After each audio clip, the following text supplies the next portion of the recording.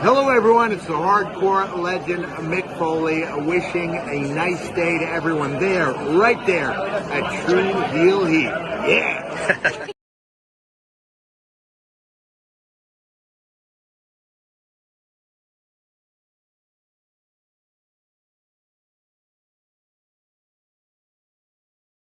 What's going on, everybody? This is your former AEW World Heavyweight Champion. Once a champion, always a champion. Swerve Strickland. Whose house? Swerve's house. You're watching Tru Heel Heat podcast.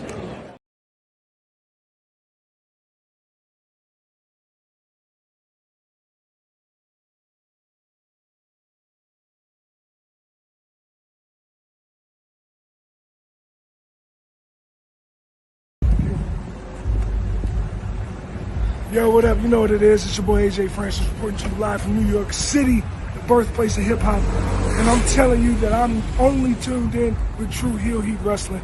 Holla at me.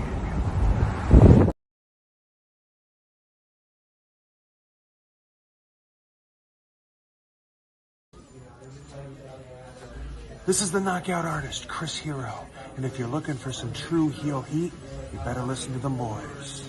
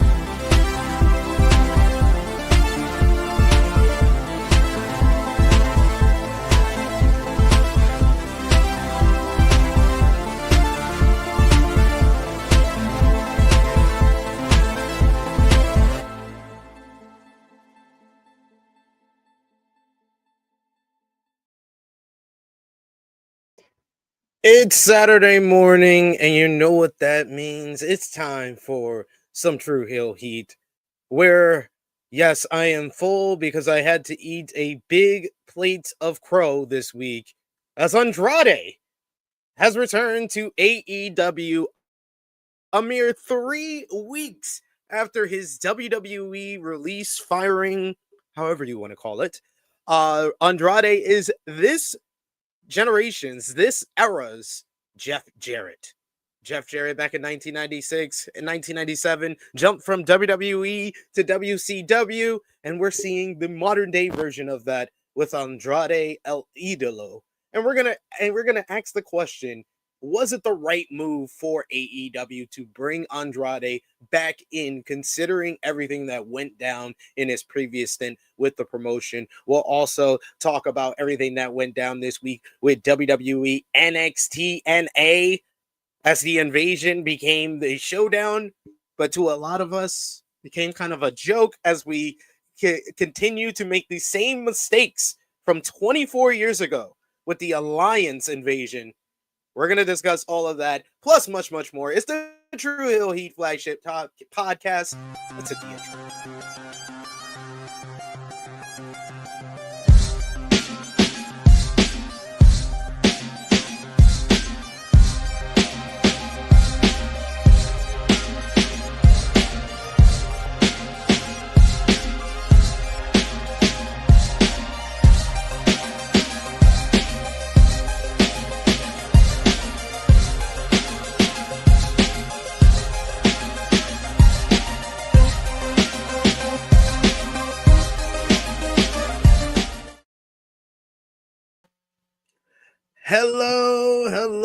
Hello. It is me, your Tru Heel Phenom, SP3, and we are live on the Tru Heel Heat YouTube and Facebook for Tru Heel Heat 349 El Jefe Jarrett, as we are discussing the latest wrestling news, including Andrade's shocking AEW return, and was it the right move by Tony Khan and All Elite Wrestling, a recap of this week in wrestling with the AEW Dynamite 6th anniversary with that Andrade return, as well as setting up Hangman Page versus Samoa Joe at Wrestle Dream. You had Collision featuring Kyle Fletcher versus Commander and a slapper. You had ROH TV, NJPW Destruction in Kobe with Gabe Kidd and Shingo Takagi in a banger. You had CMLL Viernes Espectacular featuring Bendito versus Hechicero with a sequel to their 5-star classic earlier this year. You had WWE SmackDown featuring Cody Rhodes playing his own form of mind games against Seth Rollins. Raw on Netflix featuring Roman Reigns returning. NXT No Mercy featuring Ricky Saints dethroning Oba Femi. NXT featuring setup for NXT Showdown, not Invasion, Showdown with NXT and Evolve, as well as TNA IMPACT, and first predictions for next Saturday's WWE Crown Jewel, because that's way too early in the morning and we won't be able to predict it next week. But to do all of that, of course, I am joined by my esteemed colleague. He is known as the Tru Draw, and he is known as a Yankee fan. He is Josh. How are you feeling, Josh? Speak of the Yankees, man. They advanced to the division round. Fuck Boston. So that's all I gotta say to that. That was a great way. You went right outside the 5-minute window too. That was great. I appreciate that.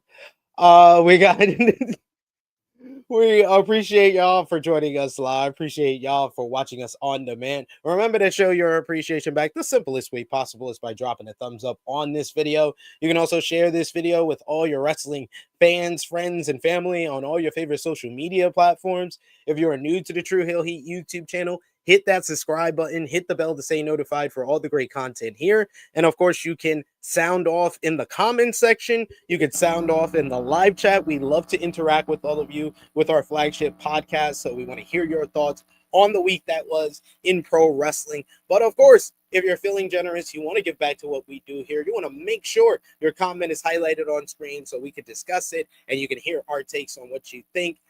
You can send a super chat donation. Any dollar amount matters. It goes back to the contributors that you see on screen with us here. It goes a long way to help the channel grow and move forward. And we always appreciate the support. We already got in the chat with us today our main man, Zach Minger, who says National Cinnamon Roll Day, SP3 and Josh. Don't you love Zach with his days of the week? Sometimes. I don't like all the days. You like Cinnamon Roll Day? That's why you feel differently? No, cinnamon roll's okay. I mean, it's not my favorite, but it's not bad. Yeah. Eric Isaac says, "Hey THH fam, just another wild and woolly week in the world of professional wrestling. We got Greg Carter II who says, good morning, everyone.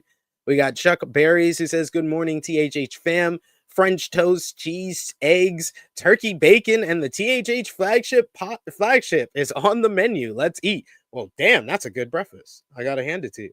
I'm impressed. And of course, yeah, if you want to send a super chat donation today, we always set goals for each and every one of our live streams. And if we hit our goal today of 10 super chat donations, we will let you choose a throwback watch along that we'll do for the channel here. So you can pick any show you like, and it will be based on, if we hit the super chat goal, whoever is number one in the XP for at the end of this flagship podcast episode. So whoever is number one at the end of this episode gets to pick what throwback pay-per-view, WWE, TNA, doesn't matter. We can figure a way out to watch it. Don't make it too difficult for us. I would say probably WWE TNA AEW is the best choices, but or New Japan. But you picked the throwback pay-per-view that we're gonna rewatch here on the channel live with you all. So that's how we're gonna do it for our goal for today. We got in the chat as well with us today. Kaza, good to see you, sir. Says good morning, THH family. We got our boy Valop in the chat who says SP3 will never be able to recreate the emotion he had with the NXT rant this week from ITW, but I certainly would like to see him try. I don't know if I can. That was like I was so pissed. Can I tell you this week watching that NXT? But like in retrospect, Valop, in retrospect, everybody watching, Josh, producer, I think that was the best episode of WWE television this week because I felt something. I thought that Raw was good, but I didn't like love it. I didn't hate it. I just didn't love it. And I thought that SmackDown was fine by SmackDown standards, but still I had no type of emotion towards it. I've been talking about NXT this whole week. And like I said last week, when my whole argument of why WWE won the weekend, like WrestlePalooza against All Out, sometimes I think it matters when someone is talking about how bad something is more than how great or good something else is. And that was the one show this week that got me the most fired up. I really enjoyed Dynamite. I really enjoyed the New Japan pay-per-view. But like NXT, no. I love those shows, but I don't love it as much as I hated NXT this week.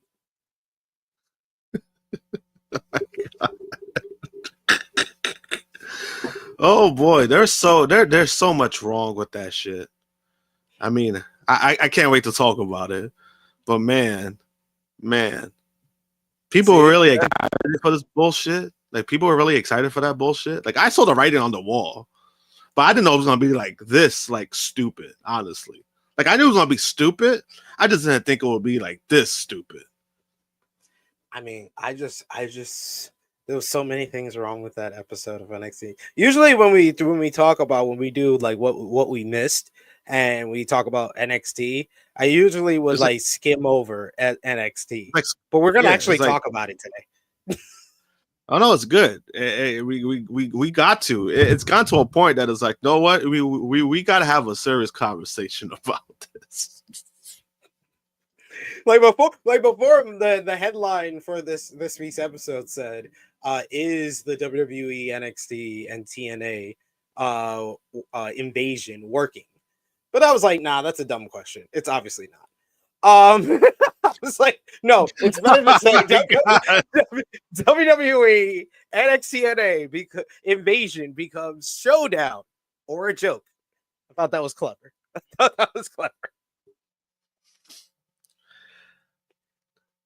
Yeah. A lot of Let's Go Yankees in the chat with us today. We got Senior Nerd who says, who's been seeing Peacemaker season 2? Man, crazy. James Gunn did a whole season on John Cena going to a world full of WWE fans. That's hilarious. You're hilarious for that. I'm only up to episode 4 because I'm currently God bless you. I'm currently watching it with Jimmy Macaram for his channel. I'll probably do a review of episodes 1 through 3 on Tru Heel Heat Sports and Entertainment. So if you're not subscribed over there, go subscribe over there. I'll probably be live over there tomorrow to do a review of episodes 1 through 3. But man, I've been enjoying this season. Now it feels more connected into the DCU, and every episode, and you'll see it when Jimmy drops the episodes of us reacting to it. Every episode at the beginning, I'm like, man, it's crazy that we live in a world where DCU is hotter than the MCU right now. And that's because of James Gunn. I gotta give him props to James Gunn. You know, he's made it not only interesting, but you could tell he understands like the direction that they need to go. And even if it fits his style, it's working. You know, like, you know, people don't like the comedy stuff usually, but I think with James Gunn, he just makes it work because I think a lot of it is very relatable. Even when you watch Superman, you know, it's pretty relatable stuff. And I think that's where he does a great job at. Part-time finisher says, I like Peacemaker, but a lot of shows in general are doing the whole bad guy is a racist, but still great show. No, I don't. I think that it's not like it's not become a trope, and especially because this comes from a source material that outdates all of the other shows. So I think that like, yeah, maybe it is becoming kind of a trope that's common on shows, but I don't think it's a trope worth mentioning for this because of the source material. That's true.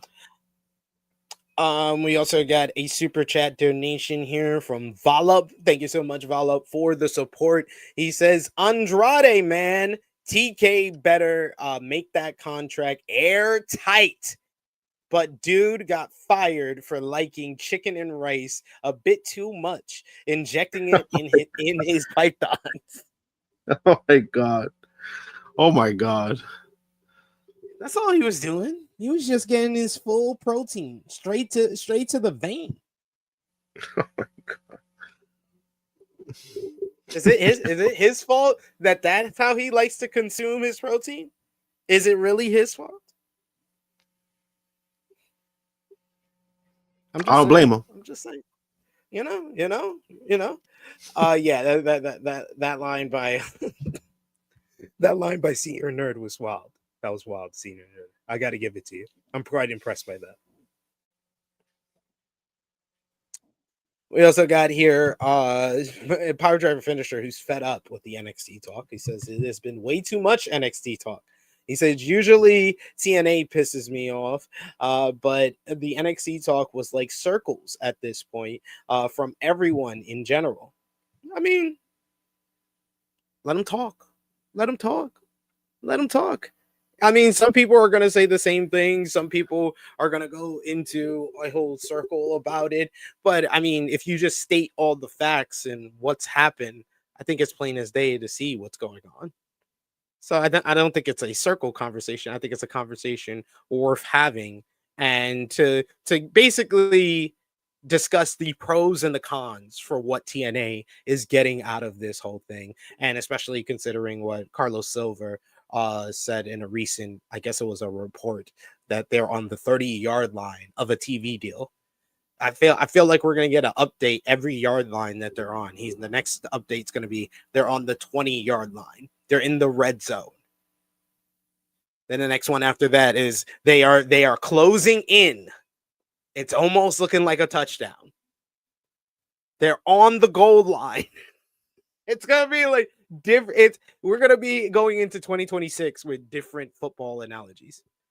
We're in the 8th inning. You're on the 30-yard line. It's the 4th quarter. We're down by 2, and our best 3-point shooter is on the court. Oh my god. I mean, he says that they're on the 30-yard line while this has been discussed since June. You're only on the 30-yard line? My man, did you get flags and you got penalties to still end up on the 30-yard line? Because that don't sound too good. I don't think that was a good analogy if you're only on the 30-yard line. And remind you, when teams get the ball, say if it's a touchback, they start on the 20-yard line. Remind you. So you only got to 30. And which 30-yard line are you on? Are you on the other 30-yard line? Because that's what it feels like. Yeah, the 30-yard line was crazy. That was crazy. It was insane, Valum. It was. Valum says, I don't even know American football like that. And I know that's dog shit. Absolutely. It's such a I don't know. That man, you know, I get it. I get what he's trying to do, but it's like, bro, sometimes you just gotta shut the fuck up. I think he's putting himself out there too much. I think that's been the problem too. Like, it's like you gotta lay low sometimes. You gotta do what TK did. TK laid low during the during the negotiations, and he'll talk about it here and there, but he never gave too much away, and then they end up getting the big deal. Sometimes you just gotta shut the fuck up, and I don't know that 30-yard. Oh my god, man!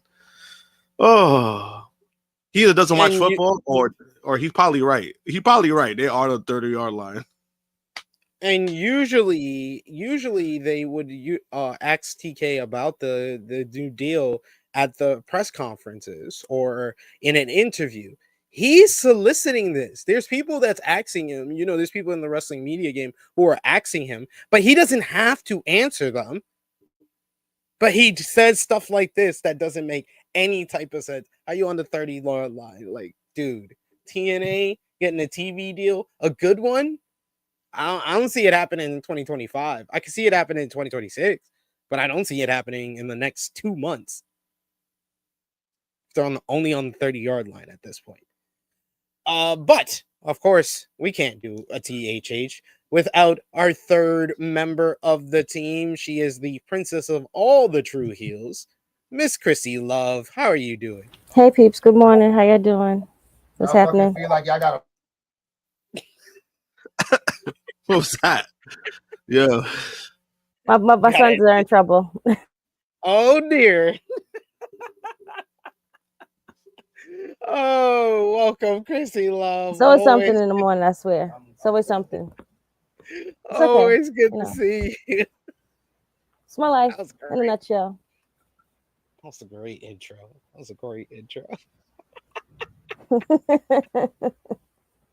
Someone's in trouble.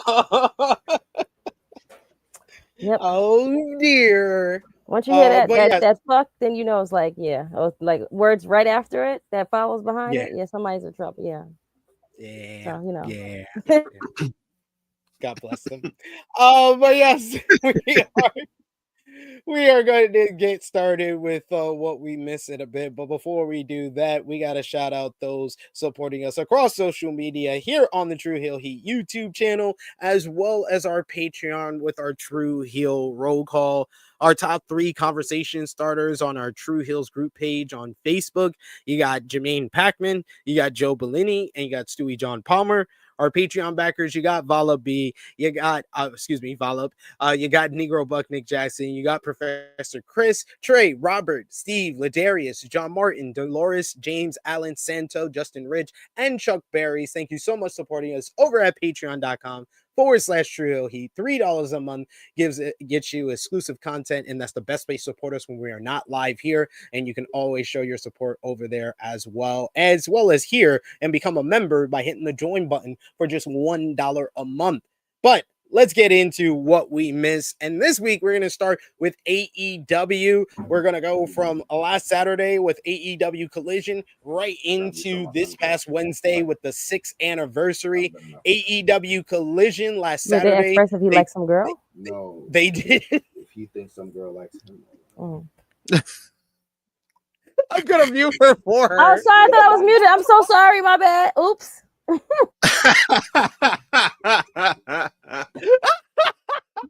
Yo.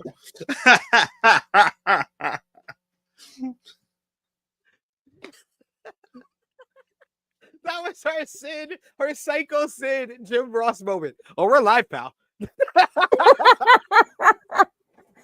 I did that. Thought I was muted. I ain't even gonna lie to you. I could have sworn I put it on mute because he was talking. He was running his mouth. So I'm like, let me put it on mute because it just gotta, tune him out.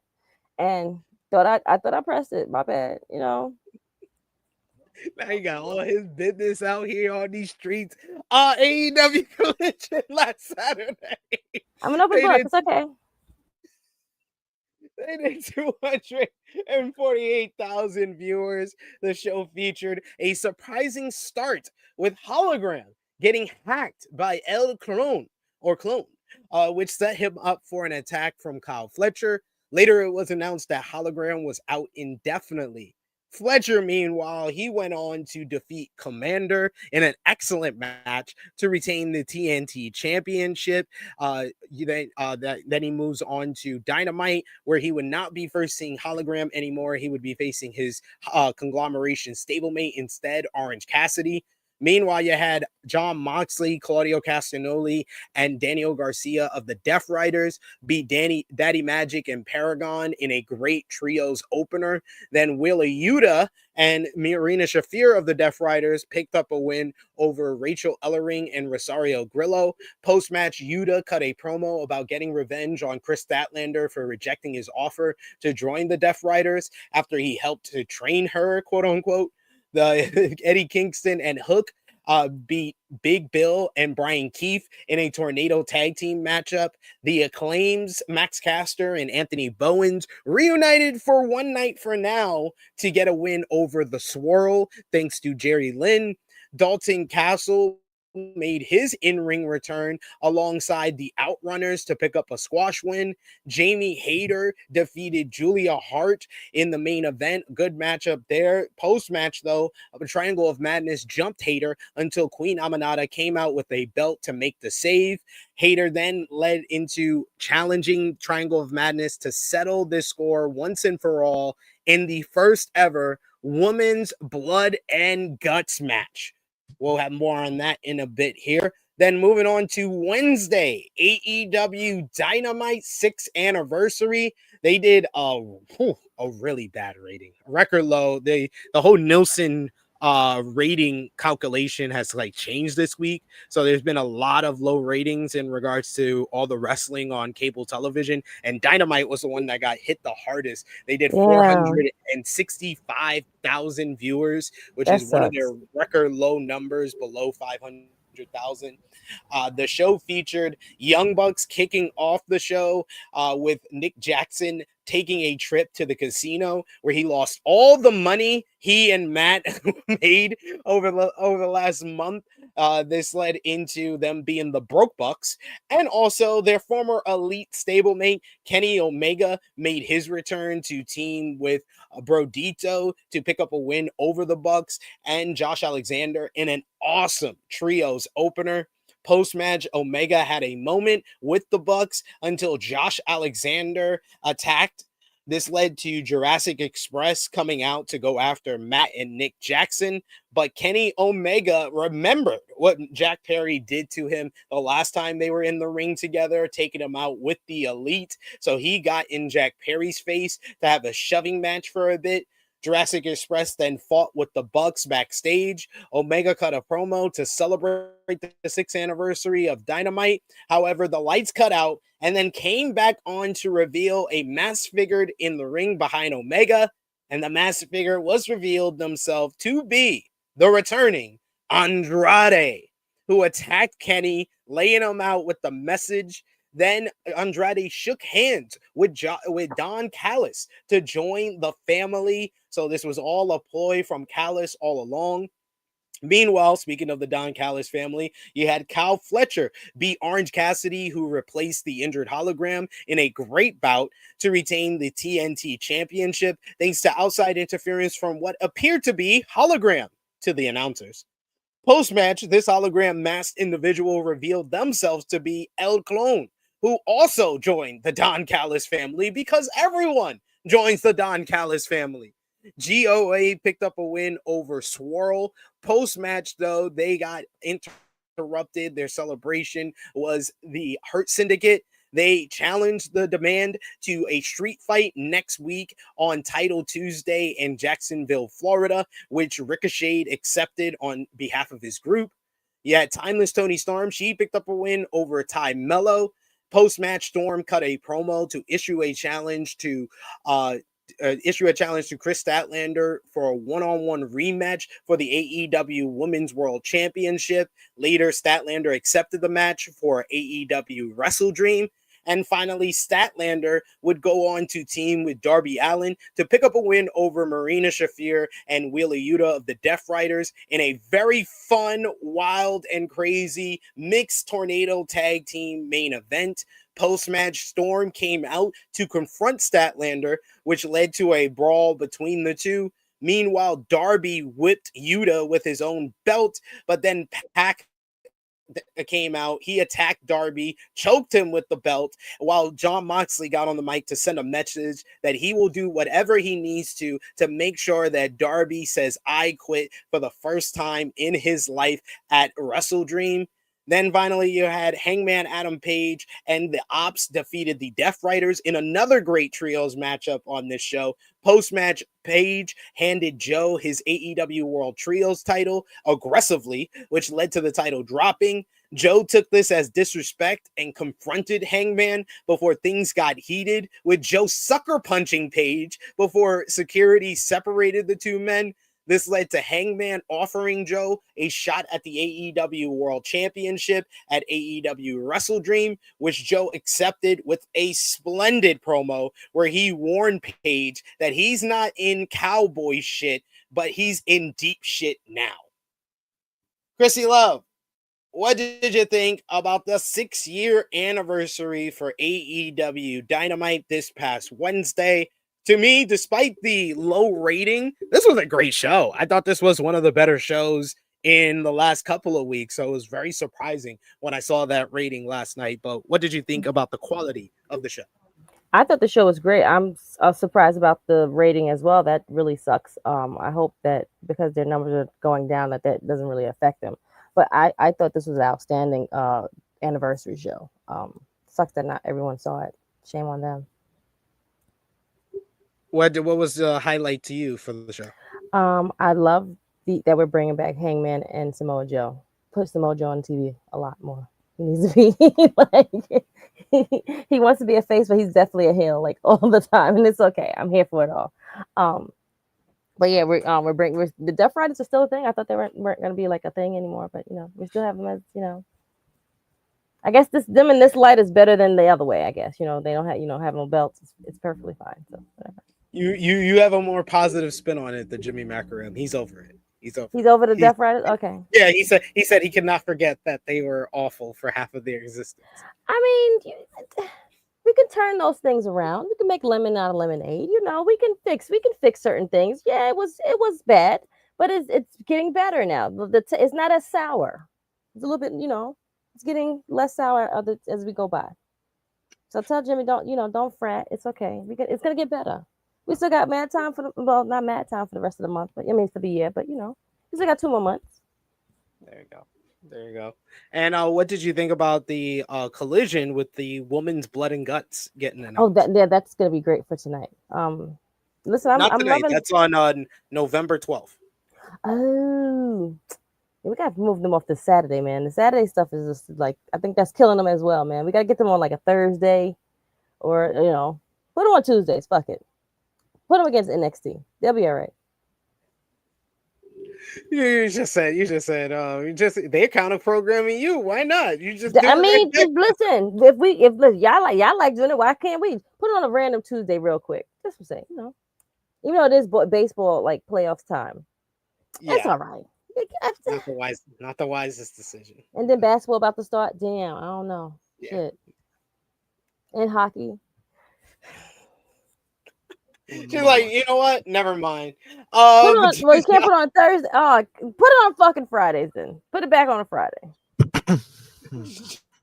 Josh, what did you think about last Saturday's Collision, which was a pretty noteworthy episode with Hologram getting injured and taking out the Kyle Fletcher and Commander matchup, and then of course the Dynamite 6th anniversary with Andrade making his return. Collision was good. Collision has some good matches, and then some progressive storylines, especially the women. I mean, the women finally getting blood and guts. I kind of like the way they did it, where it doesn't feel like it's forced. I felt like it's the right time to do it, so they just made the announcement. They said, "Fuck it, we're gonna do this and we're gonna promote it." I like that direction where it kind of just feels organic in that aspect, and I guess they're getting right. I think it's just going to be the women from what I know. So that shows. I haven't heard any confirmation of that. I'll be honest. I wouldn't be surprised. I wouldn't be surprised by Tony if he adds up men's blood and guts, but I'm hoping it's only the women. Yeah, because I know when they usually do it is just like we get like 2 matches, a segment, and then we get the match itself. I think if you kind of add another man, I think if you add a men's match, I think it's kind of oversaturated when you do that. The whole show would just be the 2 blood and guts matches. Yeah, and I'm like, I mean, it's gonna be bloody. Don't get me wrong, but I was like, I don't think they should go that direction. I think it should be focused on the women. If this is their first key matchup when it comes to this kind of match, I think it should be focused on that. But I'm happy that I'm happy that it's happening. As far as the 6-year anniversary, I actually enjoyed it. I really enjoyed the show. A lot of great stuff coming out of it. Don Callis family getting bigger by the Heenan family now, right? Like by the week. And they got some prominent names, so I that's why I kind of like the stable, because it's not like they have a jobber kind of stable. They have prominent names, so that's why I like it. But I mean, it is coming a lot. Like, damn, when they did that picture and then Kyle's holding up the belt, I was like, damn, that's a whole lot of motherfuckers up there. And then we got the surprise of Andrade coming back. Which was a nice surprise, but I want his resume. How he can keep going back from job to job and get fired from everyone, last one of them, but they keep taking him back. They just see the matches. They just see the matches.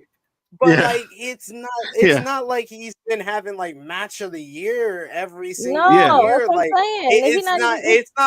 It's not like he's Will Ospreay or Konosuke Takeshita. Like, he's a very good to great in-ring worker who can be like a great upper mid-card to mid-card like champion like type of guy that you can have on your roster. But I believe he thinks that he's in the main event, and if you don't find a middle ground of that upper mid-card with him, he's immediately disinterested. And you kind of saw that with the WWE run. Yeah, and I guess maybe that's why they said, they paired him with Kenny Omega. Because who's going to on a program with Kenny Omega? You must be insane if you do that. So I was like, hey, we'll keep you a middle card, but hey, we're going to give you Kenny Omega. Don't worry. But I mean, it was a surprise for sure. And I do like the matchup, Hangman and Samoa Joe. Obviously it's a filler matchup to continue Hangman's run, but I do like the aspect of the story that they're telling. And I mean, Samoa Joe and Hangman Page, I mean, come on, who's gonna turn that down? You know what I mean? No one. Like that speaks for itself, and that's why I'm actually pretty excited about the matchup itself. Because they're gonna kill it. So it's like, hey, Hangman's gonna retain, but I don't mind it as long as you give like a good prominent matchup. Right. It doesn't really matter. I think both guys are gonna do their job. I know people are like, oh, does this mean Samoa Joe turning heel? No, it just means there's a conflict between the guys. That's all it is. They subverted your expectations, because I think I mentioned it either on this show or AE Ramble last week. I was like, coming out of this matchup, I would want Joe, out of all the people that Hangman was going to interact with, to be the next challenger. But I thought that would come after like Joe turned on Hangman. But they did it in a very organic, very just authentic way that just came off so well. Like, our producer in the back is yelling at us saying, yo, that was the best setup I have seen in a while. And it really was. Like, I was like, this was the first Dynamite in a while where I was like, they genuinely had 2 great angles on this show, which was the Joe Hangman setup for Wrestle Dream and the Andrade return. The Andrade return was the big moment.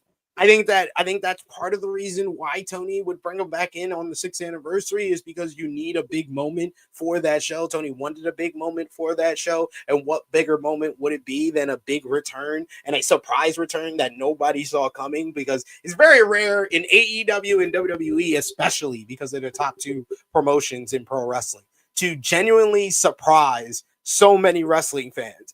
and have like no reports or anything coming out like teasing it, like they're in talks or oh he's been spotted, oh they've been talking to him, oh they've reached out to him. You always hear a report like that before the surprise return or debut happens. We didn't get any of that before Andrade.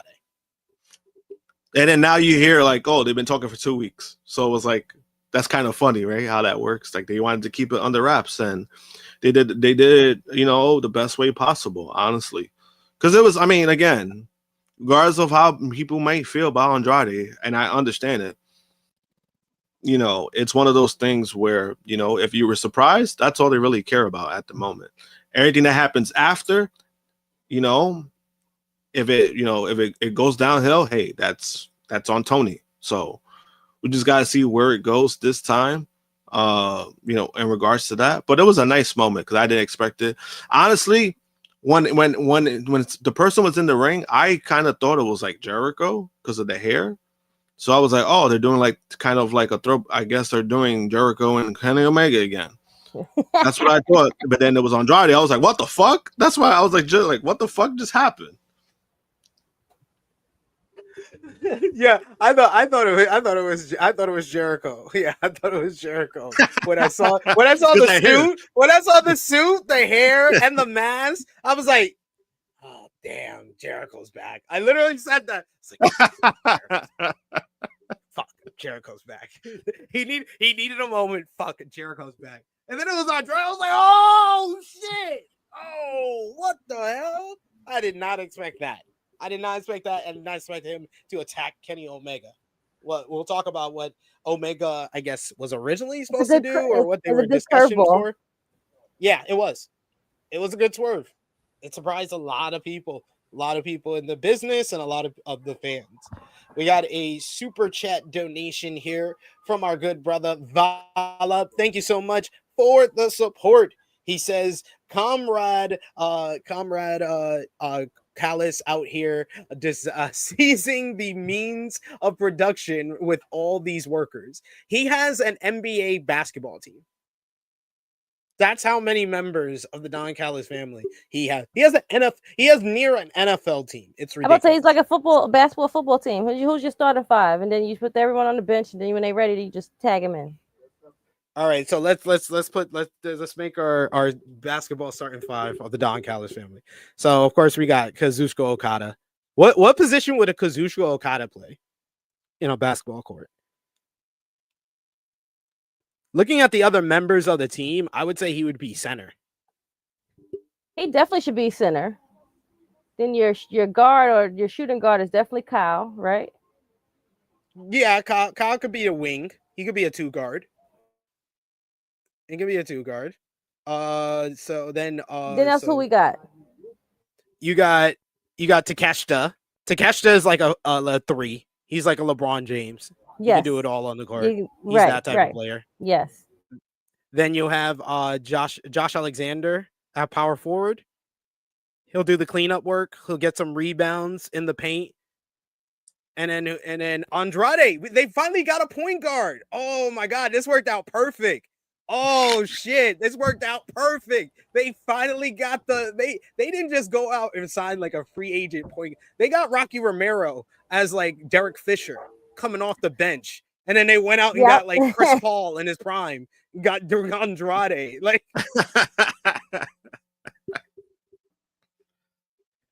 Absolutely.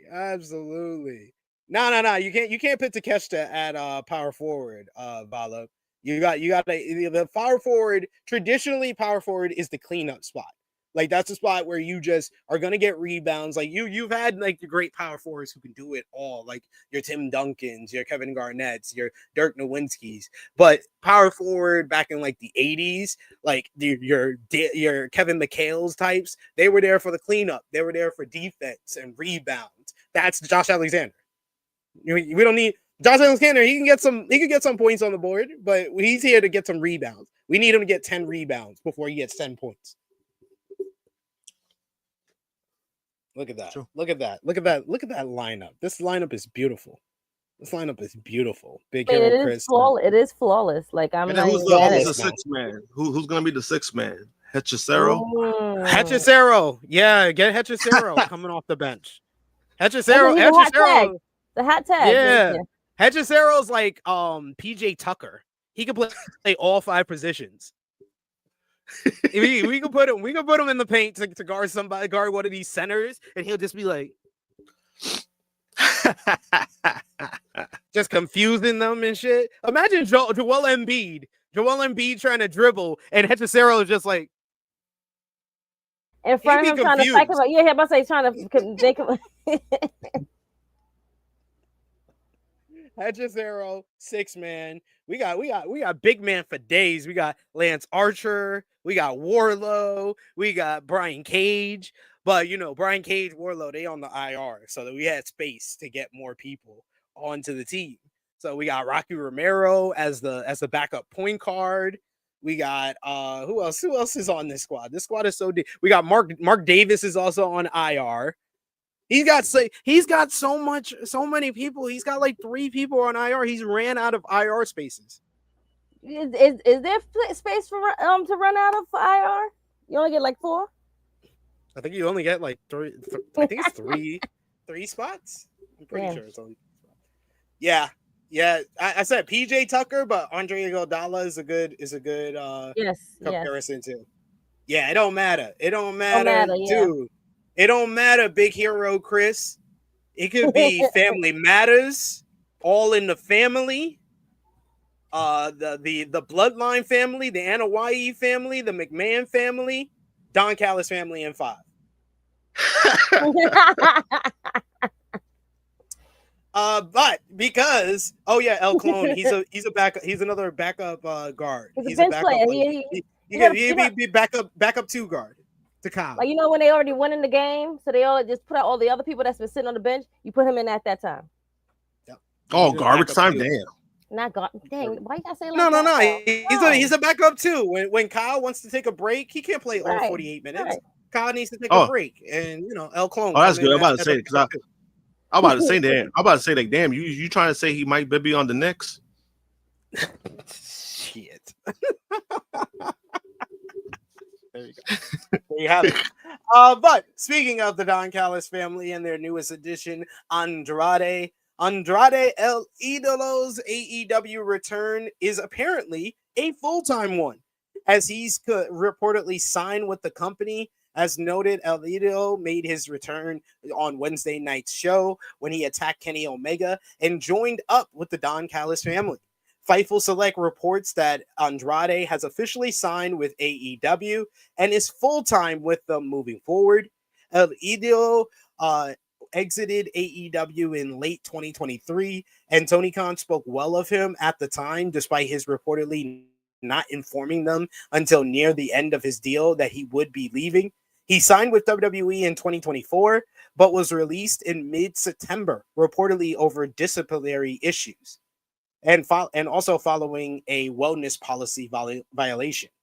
PW Insider has more details on Andrade signing with AEW and how it happened so soon after his exit from WWE last month. Typically, a talent release from WWE is under a 90-day non-compete clause. As news broke of Andrade's release in mid-September, that would have meant the clause would be up in December. However, the simple answer is that Andrade had no non-compete clause on his contract. Andrade was released due to multiple violations of the WWE wellness policy over the past year. WWE then made the decision to fire him completely with no clause, which means that he was a free agent as soon as he was let go.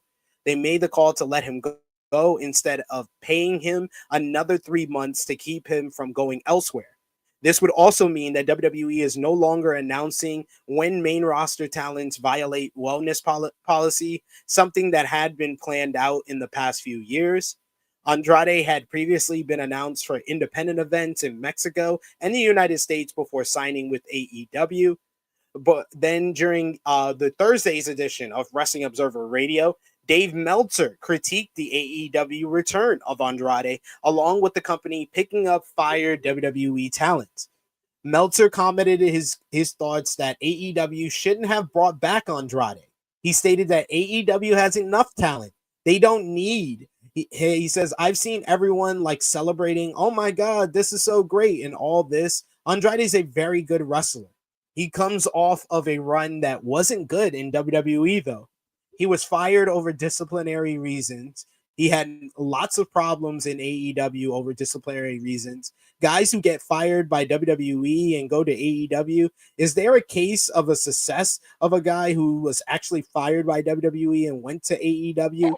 Meltzer pointed out that wrestlers such as Tony Storm and Bryan Danielson and Ricochet, who later joined AEW, decided to leave WWE over their own volition and weren't fired. He then named guys like William Regal, Aleister Black, aka Malachi Black, and Rusev, aka Miro, who were fired by WWE and were not success stories in AEW. Meltzer then ranted that AEW hiring Rusev was the most ill-spent money ever by AEW boss Tony Khan. Meltzer added on Rusev, that was the most ill-spent money Tony Khan probably ever did, or among them. I shouldn't say the most, but among them was that one. And the guy, it's like this guy wouldn't do anything in AEW. And then he goes to WWE and he's putting over Dominic, you know? I mean, he wouldn't put over guys twice as good as Dominic in AEW.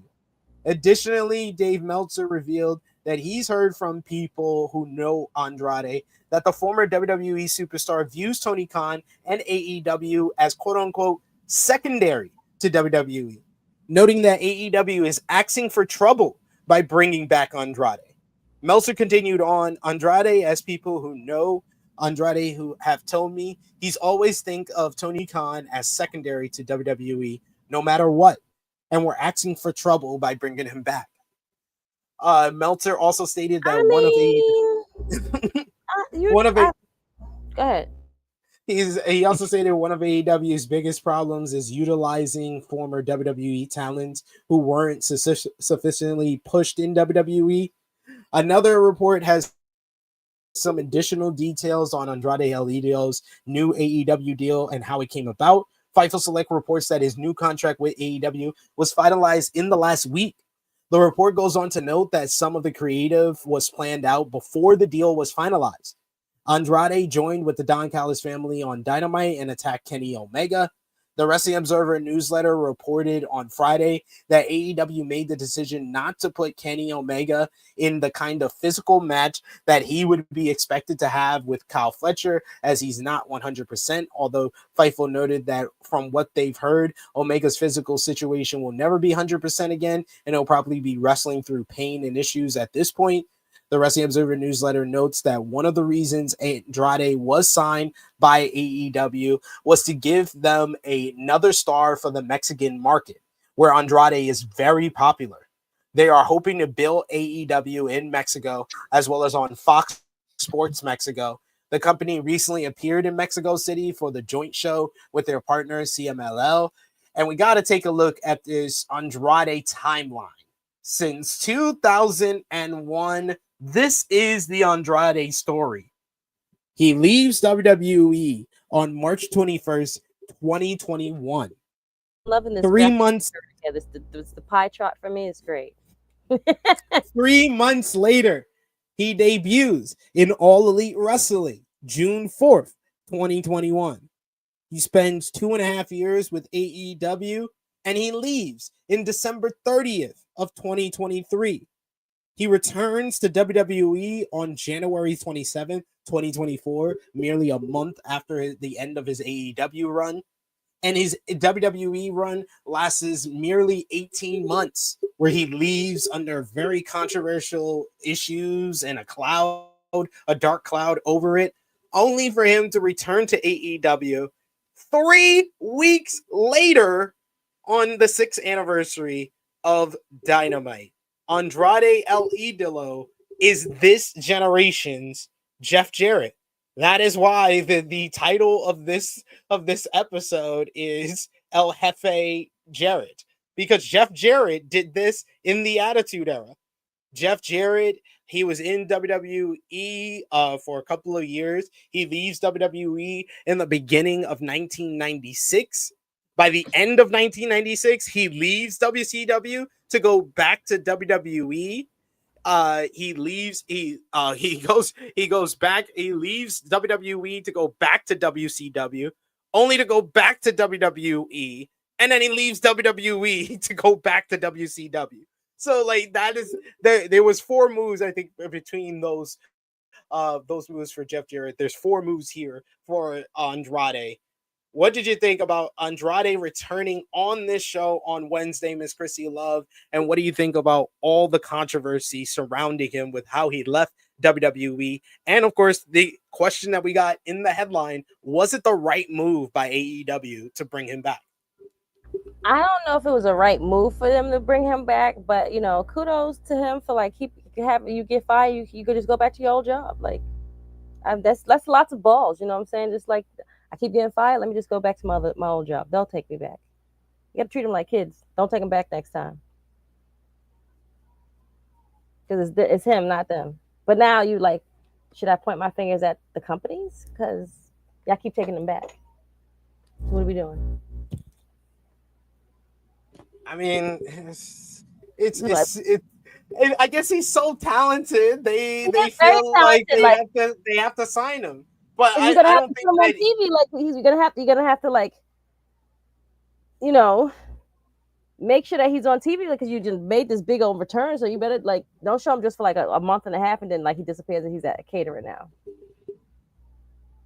Well, no, I don't. I think that they were using him very well in AEW at the end of the run, but I think that it was a situation. I think I brought this up on Rated Raw Review or one of these, I think it was AE Ramble this week or in the weeds, where I was like, you have to think from Andrade's perspective. His best run in WWE was when Triple H was the booker and he was in NXT. He became the NXT champion. He was a top star and a face of the brand.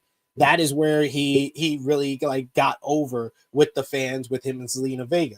And then he went to the main roster. They took away Zelina for a while. They stripped away a lot of the things that worked for him, and it didn't work out too well, and he leaves the company. But he's in AEW. Things are not going as well as he thought it would go, where he still thinks that he could still become a main event top star. It didn't go so well. And then he sees over here in his own company, he has one of his colleagues that he looks up to in CM Punk, who's going through Brawl Out at the time. And all of that happens. Then you go over here on WWE, you have the big Wall Street Journal scandal where Vince McMahon resigns from his position and he basically leaves his post, and Triple H takes over as head of creative. Creative starts getting better and more consistent around that time.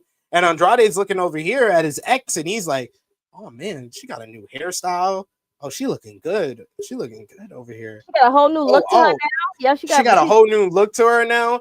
Oh, she's not smoking cigarettes anymore. The cigarettes being Vince McMahon. Oh, she's not smoking cigarettes anymore. Oh, I need to talk to her now. I need to talk to her again. So this girl, the girl that is not as rainbows and sunshines as it once was, you're like, all right, I'm gonna go talk to them. I'm gonna leave you. Yeah, and it was going good. It was getting better. Like y'all moved in together. Y'all was connecting more. Y'all were having more sex. But you were just like, no, I'm too interested over here to the ex. The ex got so many things going on over here. So you have to leave. You leave your girl and you go over here to the ex, and then the ex starts smoking cigarettes again. And it's just like, this is all the same. This is all the same. It's the same shit I was dealing with. It's like 6 months in. You're like, he was already tweeting. He was like, man, waiting backstage. Remember, he was posting stuff from his AEW run. Like, oh, that was good. That was good times. Oh, yeah. I'm just waiting. I don't know why I'm not being used. Like, he was throwing so much shade on social media last year when he wasn't being used. He was fed up with it in record time. It took a year and a half, Vince McMahon resigning and Triple H taking over at creative for him to look away from the girlfriend of AEW. It took record time. It took mere months for him to be like, nah, this ain't what I signed up for. I mean, we kind of could have told him that from like, you know, but he wanted to go over there to see, like, maybe he thought he was going to have the same thing like Rusev, you know what I'm saying? And not saying that Rusev is having a better run. Like, I mean, Rusev just is like copy and paste. It's just like, None of these niggas who had that stigma of WWE guys who don't want to be here and don't want to do anything with the people on the AEW roster. Any of those guys who had that stigma from 2022 onward, Rusev, Malachi Black, and Andrade, their WWE runs haven't been worth shit. They aren't going back to WWE and becoming main eventers like Cody Rhodes. They aren't going to WWE and gaining more exposure. For all the bad I can say about Jade Cargill going from AEW to WWE, at least she's more exposure. She feels like more of a star to some people. She has more eyes on her. That at least she gained something from that move. Ethan Page, he's way higher on the totem pole than he was in Ring of Honor in AEW. Ricky Saints, same thing. The list goes on and on. Like those three guys, no, we're 6 months in. We need to just come to the realization that Rusev and Malachi Black came back to WWE not for the position they used to have, not for a higher position, for a position in the mid card, actually lower from what they were when they left the company. I'm about to say, I think they're actually even like they when they left the company, they were at least like something to talk about. Now that they're back, like, oh, we're just a SmackDown match. Okay, I can go to the bathroom. Like nobody. Even though Andrade did great last night, I just think. I mean not Andrade. I mean, you know what I mean. Malachi, Alistair. Too many fucking names, but you know what I mean. Like I always tell him. I always say Malachi when I say his name. I don't even say. Yeah, Alistair. I'm so because Malachi sounds just so much better. But whatever, it is what it is. And more so, I think it was like the schedules, like not seeing their families, but like, look at like Rhea Ripley, like they're gonna make it work. Like, what do you like? Because Buddy Murphy better not come back. He better stay where the hell he at. Don't do it. I will say, Vala, yes, Dave did discuss this. Like he was personally insulted. Like AEW said something about his mama by bringing back. He talked like I was like, oh, you think you're not a WWE guy? You are now after that one. Because that's what I got from that whole little article. You smeared that. You did a smear campaign on that company. Smear like. I didn't smear them, but he just pointed out a problem that they have. They do. It is a problem. He's not wrong. Okay. Josh, what did you think about Andrade's return and all this fallout from it, the reason why they brought him back in? And do you think it was the right move by AEW? Like I said earlier, I mean, I'm very surprised. Just because, like, I had a feeling they would bring him back. I just didn't think it would be this soon. Just because of the reports, even though you do hear reports that, he basically let them know last minute that he wasn't going to re-sign with AEW. But you also constantly heard, they left on good terms. Him and Tony are actually good. And then even his basically tweet where he thanked AEW and shit. Like you saw how long that was compared to saying thank you to WWE,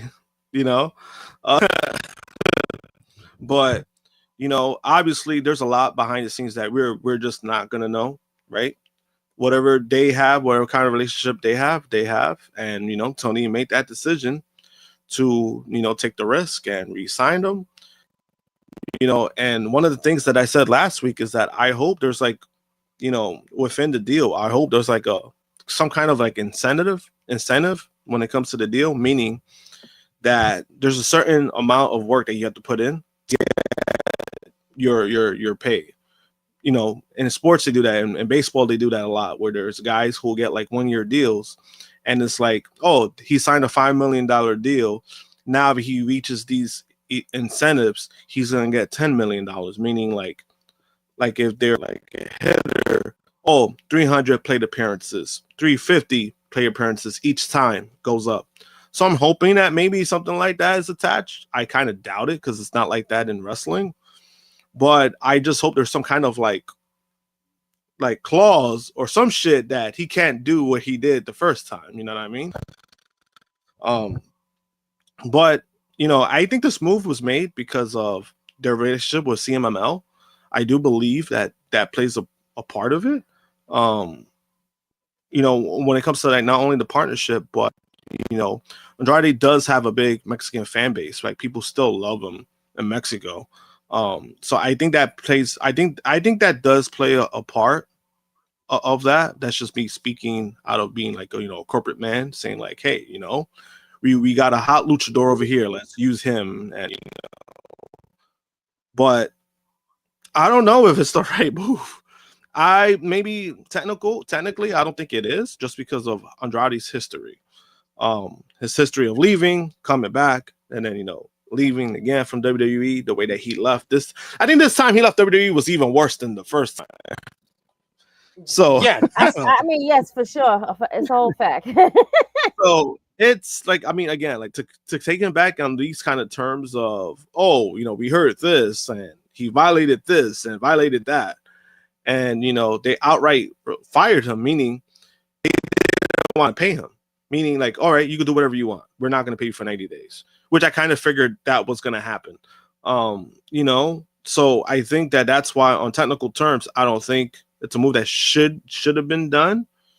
But, I be that guy who's going to wait and see what happens if Andrade fucks up, kind of like how we've been waiting on Punk to be a ticking time bomb. Granted, Punk has become soft as baby shit, so nothing has happened with Punk. So, you never know what's going to happen with Andrade. To be fair to CM Punk, he's not Mexican. Oh, yeah, he doesn't have a fiery Hispanic attitude, a fiery Hispanic temper to him. So yeah, I think that we have to worry a little bit more about Andrade than in comparison to CM Punk. But I also think Andrade wanted to get the fuck out because he did get a divorce from Charlotte, and then all that nasty shit came out about like having a hidden son and all that stuff. Yeah, and he went back to WWE. That one of the reasons had to be for the marriage and to be with her. So for that to happen and for them to turn around and divorce, it had to be the worst thing to happen to them, is him coming back to work in the company and them to be around each other so often, which led to their divorce probably. Or the wounds were already done by that point. Either or, I don't know. But yeah, it could be.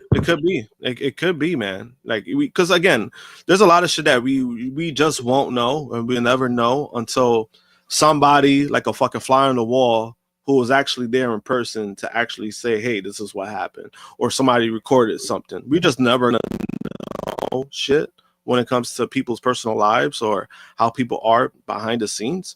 But again, it's a risky move, no matter what. It's a risky move. It certainly is. That's why I have to go with like, no, it's not the right move because it's not the right time to do it. We said 2-3 weeks ago when we discussed this on this show that they needed to wait. They need to basically put Andrade on a trial period in places like CMLL and New Japan Pro Wrestling for a little bit before AEW even thought about signing him, because you really don't need that right now. And, if it wasn't for CMLL making the bonehead decision of re-signing Tessa Blanchard to come back to their company, this would be probably the most bonehead signing of the week, honestly, because you didn't need this on the show. I think that the positive about this is that this did make AEW the conversation of the week. This was the biggest thing that happened in wrestling for the week because it was so shocking to all of us how quick this whole thing came around. And it was shocking in the fact that AEW would sign him on after the controversial way he left the company. A guy that's coming off of reportedly multiple wellness violations, who had disciplinary issues in WWE, who had disciplinary issues with your company. I don't think that's the guy that you should be just welcoming back with open arms when his WWE run ends. Yeah, because even like with the wellness violations, that was also, I think that's, I don't want to say that's questionable, but it's also very interesting to know like those details came out after, and then now they're not going to make the announcements of people violating it. So, but also they kind of been pretty vague about it, where it's like, you know, sometimes you will never know, but that's also interesting because they said multiple times. So I'm just like, oh, so you're saying that he violated it twice, so that'll be a 30-day, 60-day suspension. Like that's what that was. It's interesting. It's interesting. So because we're never gonna know the details, because you know when it happened to Matt Riddle, that was kind of out there, you know, and then they said, oh yeah, he violated it twice. When you know the second time it happened, and then shit just went downhill for Riddle after that. So that's interesting in itself. Maybe that's why he was off for so long. Like, oh, this motherfucker was suspended. That's why he wasn't being used. Yeah, that's probably why he wasn't being used last year. He broke the wellness policy within months of joining the company. But no, it is interesting because I think that's a side of this story that not a lot of people are coming out and talking about, is the fact that WWE is not letting it be known when people violate the wellness policy anymore. That used to be like public information. I remember the big one in recent memory was Roman Reigns back in 2016. That just came out, that was reported, and then they basically wrote Roman off. He was suspended for the whole entire build leading up to him versus Dean Ambrose and Seth Rollins for the first time for the WWE Championship that year. So yeah, I'm used to them making like this big thing and being like, you know, hey, they're violated, they're suspended for 30, 60 days, but now we're in a different kind of corporate era of WWE under the TKO lords and saviors, that we're not making this type of stuff public because that's a bad image for the company. I think that's probably the reason. But you know, it's just funny that you know they're partnered with the UFC, and motherfuckers get popped for PEDs all the time. That shit gets announced, so it's kind of, which they have to do that. That's a thing that they have to do because that's a Nevada kind of state kind of thing, that a hearing that these fighters will have to go through.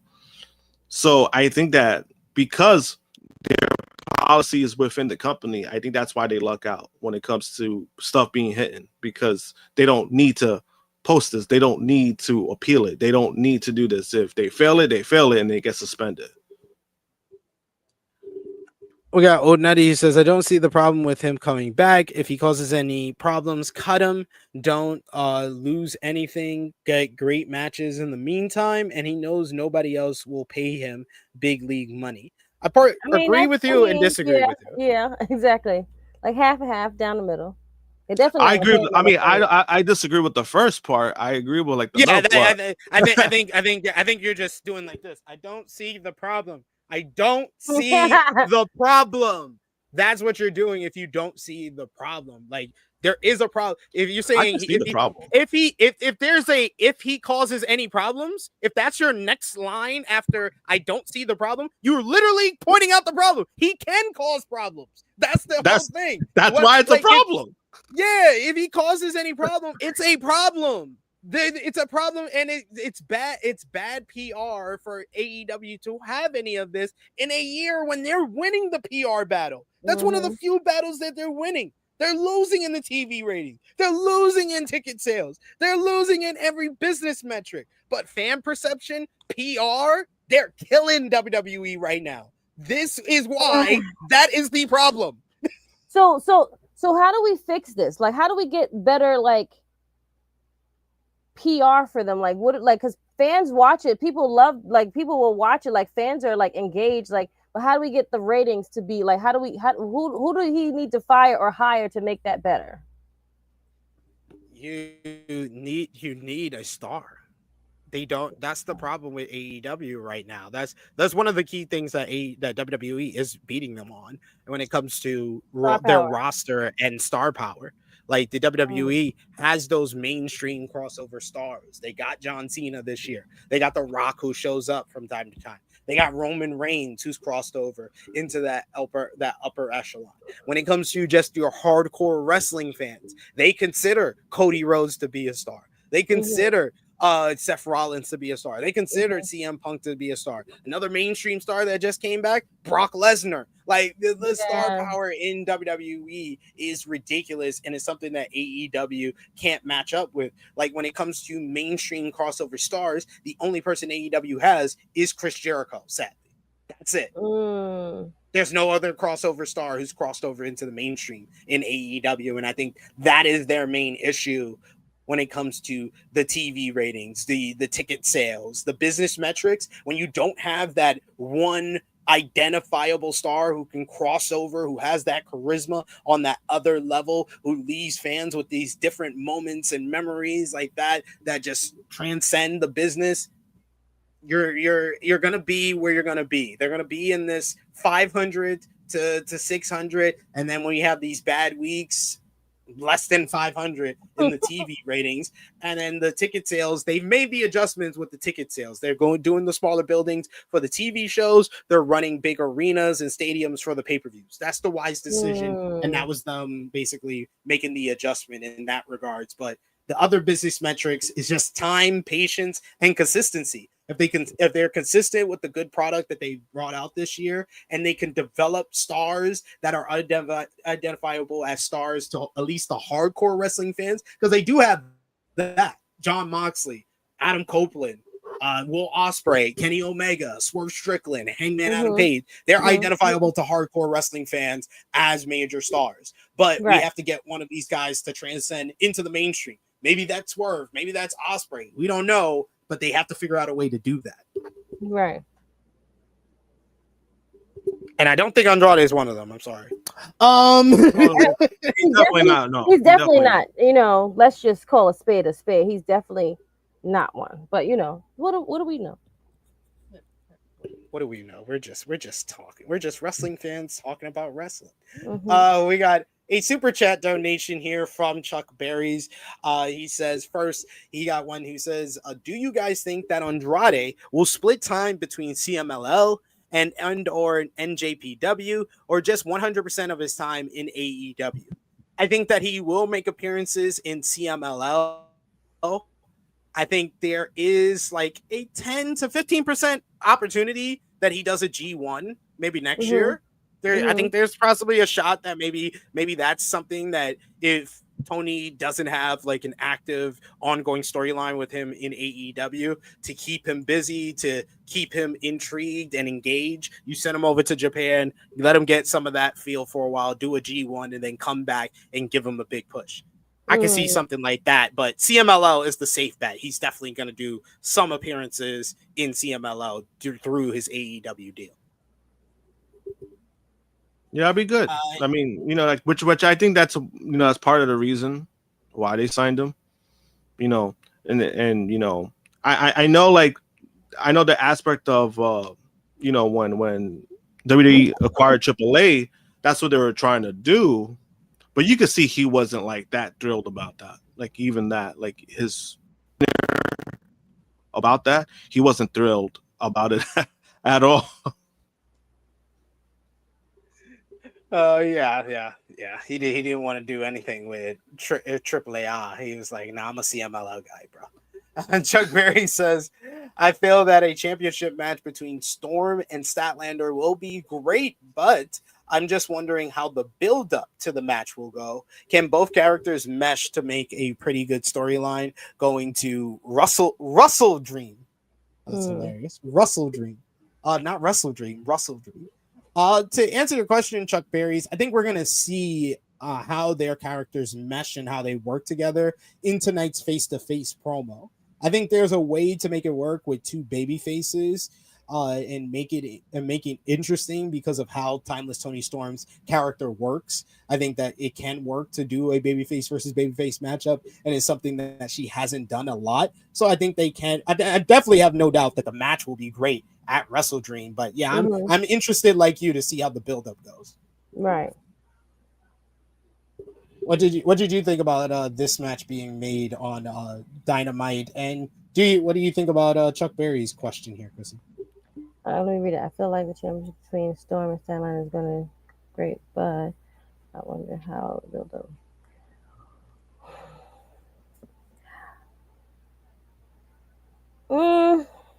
As far as the match, they're gonna give us a great match. I mean, she's entitled to her rematch, so that's fine. Hopefully, I hope she retains it. I hope that she doesn't lose it. Like, just giving it to her for like 2-3 weeks, and then we're gonna make back Toni Storm. Like, I think we should like give Toni Storm like some time, but like still have her as like the struggle, like trying to like reboot, like come back out, because she's coming out like as a sad puppy now. But like when she get in the ring, it's like a different story. So maybe this is another like eclipse of like that character. I think we should like let Kris do this run and see what she can do and go against others. You obviously put her as a champ for a reason. Let her do Hater. Like give her a few people like to like, have a good run with. Yeah, I think they have the roster to make Statlander's run kind of legitimize her as like a top star in the women's division. Correct. I agree. And you are absolutely right, Ninja Brutus. It is MJF, but he's like dipped his toes into the mainstream with like the Happy Gilmore, and now he's doing Violent Night too. But like, and also he has the bug of like the movie bug now. And it's very unlikely that it's like, Roman Reigns was a once in a generation kind of moment in time where you have the top star, the face of the company, be the top heel. I don't know if AEW is willing to go that far with MJF. They went that far in 2023 and he got over with the fans as a babyface midway through, and they had to turn him babyface. So I don't know if they'll go like long term, him being the top guy, having like a face of the company type of run as a heel, which that would be the way to kind of make him feel like the big overarching mega star who can break out into the mainstream, because that worked for Roman. Right. True. We shall see what happens. Absolutely, we definitely gonna see for sure. Another major star for AEW is Kenny Omega, following the attack by Andrade on the 6th anniversary this week. He was out for 4 weeks prior to that, making his return on the 6th anniversary. The team with Brodito to defeat Josh Alexander and the Young Bucks. After the match, he was attacked by the returning Andrade El Idolo, and it appears as though Kenny Omega will now face Andrade going forward. The Wrestling Observer newsletter, though, they note that there were plans in AEW to have a match between Omega and Kyle Fletcher. But right now, they are holding off on it. This is due to the physical condition of Omega, who is said to not be at 100%. It was felt that it might be better to not put him in a situation where he'd have to deliver the match that would be expected of him against someone like Kyle Fletcher. And instead, you put him in against someone like Andrade. I mean, like, we're still going to get a physical match, Aid. Like, I know that Kyle Fletcher, though, that makes Kyle Fletcher sound like dangerous in the especially when you remember that he was the one that gave Adam Cole his concussion. He was the one that Dustin Rhodes has his last match, and then he had to get surgery. So you're making Kyle Fletcher sound like he's Vader in the early 90s, hurting people in the ring. Josh, what do you think about AEW's decision to kind of pivot a bit, going with Omega and Andrade at what seems to be the Wrestle Dream matchup instead of Fletcher, who took out Omega? I thought that was a misstep. I thought that Omega should go directly towards Fletcher upon coming back, and I was a little confused by that. I'm ready to go on the ride with him and Andrade, because I know that will be crazy, especially a motivated Andrade. That should cook at Wrestle Dream. But I think that the right direction for Omega was to go after Fletcher. What do you think? I think that would have been the direction to go, just because the obvious, storyline that they were going with, that Fletcher took Omega out. Maybe that's something that they're gonna wait for. Maybe they're gonna do that at Full Gear, New Jersey, or at World's End to end 2025. So I see something that they're gonna probably wait on that. As far as if that's the right decision or not, I don't know, because I do believe Fletcher would be winning either way. But I mean, I don't mind the pivot. I don't mind the Andrade Kenny pivot. feud. You could give Kenny a W. You're gonna give us a great matchup, you know. Because I do feel like with Kenny, you know, Kenny Omega, Kenny Omega. But I do feel like at least like if you do some things with him where he's getting W's and you know he's putting on matches, then I think you could lead up to him and Fletcher. I just don't, you know, sometimes it's one of those things where he's been out for so long, or you know he's out time to time. Then it's like, oh, well, he's getting another title match. Whoa, okay. But I mean, it's Kenny fucking Omega at the end of the day. So I mean, I think he's one of those. I guess to pass on that, in my opinion. But I could see where people would try to bring that up. But I don't mind the pivot. I really don't mind it. I just hope, like, you know, if Fletcher and Omega is gonna happen, I just hope it happens within the next 2 pay-per-views after Wrestle Dream. Yeah, you got to do it soon, or you leave it. And I don't think it's a guarantee that Omega beats Andrade if it does happen, because that wouldn't be the right decision either. If you sign in Andrade, you should have Andrade win the big matchup, because that solidifies him as a guy on the AEW, as someone who matters on the AEW roster if he beats Kenny Omega. Yeah. So yeah, I mean it's one of those things where it's give or take. Because imagine if he beats Andrade, and then it's like, oh, so you try to face Fletcher after you lost to Andrade? All right, motherfucker, we see how this is going. Well, it's the TNT title. It's not like it's the world championship. He can it's not. And then win on Dynamite, or beat him in a tag team matchup and get a shot. Andrade needs the win, or it looks stupid. It's like you signed him to basically make him look like a fool if he loses a matchup. I mean, I get it. It's just one of those. I mean, because again, even though it's TNT title, you know, I would want it to at least, you know, mean something, you know. But I mean, it don't mean nothing right now. You just have to have Kyle Fletcher actually defend the title, and Kenny Omega going after the TNT title makes it mean something. You don't need Kenny Omega to win his last matchup or win a pay-per-view matchup to get a shot at the TNT championship. He's Kenny fucking Omega. I mean, that's what I've been saying. He's done it all. He doesn't need to prove anything. I think that's the point you're trying to make. It's like he doesn't have to try to do much. He could go to the match and lose. Just have him being in the match is just something that makes it more elevated. Yeah, I mean, but you know, on my end, I'm just trying to see it on both sides. Like where, you know, Kenny Omega's Kenny Omega. He could do what the fuck he wants. That's how I am. You know how it is when it comes to storytelling or storylines and people wanting, you know, for it to makes sense, you know, and you know, but again, me, you know, like if we're gonna get it at some point. So I mean, the pivot, I'm fine with the pivot. I'm fine with the curving pivot. You know, as long as we have Kenny Omega, that's all I really give a shit about. I don't want him to get injured again. I don't want him off TV again.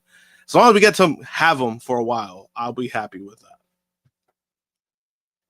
As previously reported, Hologram suffered an injury that will keep him out of action for the rest of 2025. He was set to face Kyle Fletcher for the TNT title with his winning streak on the line. Instead, Orange Cassidy took his place on Wednesday. This led to the debut of Clone, who was originally meant to attack Hologram. The Wrestling Observer newsletter reports that the Masked Star was set to get a more serious push over a longer period of time. However, a knee injury put a stop to that. The original plan was for Clone to put Hologram's streak to end Hologram's streak by costing him the match with Fletcher. Hologram and Clone would then feud.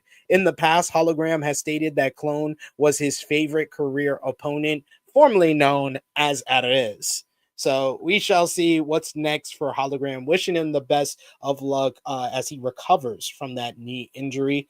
Someone who showed up in AEW more recently was Beth Phoenix. The WWE Hall of Famer made her debut in the company at AEW All Out a few weeks ago, coming to the aid of her husband, Adam Copeland. Since making her debut, some have wondered if she will wrestle for AEW. In the latest Wrestle or Fightful Select answers, Sean Ross Sapp noted that he does expect Phoenix to wrestle for All Elite Wrestling, and that her wrestling has been discussed within AEW for a while. The expectation is that Adam Copeland will still be with AEW for a while as well, despite his recent promo, as he remains under contract. As previously noted, Copeland was recently written off AEW TV, saying he was unsure if he would return. It was later reported that Copeland was off TV for filming commitments for Percy Jackson and the Olympians Season 3, where he will reprise his role as Ares, God of War. Copeland also recently joined the cast for Beekeeper 2. So Copeland booking those filming. He's keeping busy. He's starting his second career before his first career is over. I mean, he was doing it for a while. He was doing it even during the retirement. He was doing it for a while. Yeah, he did that sci-fi show, right? He did that sci-fi show, which I heard was pretty good. But it's good that he's keeping himself busy.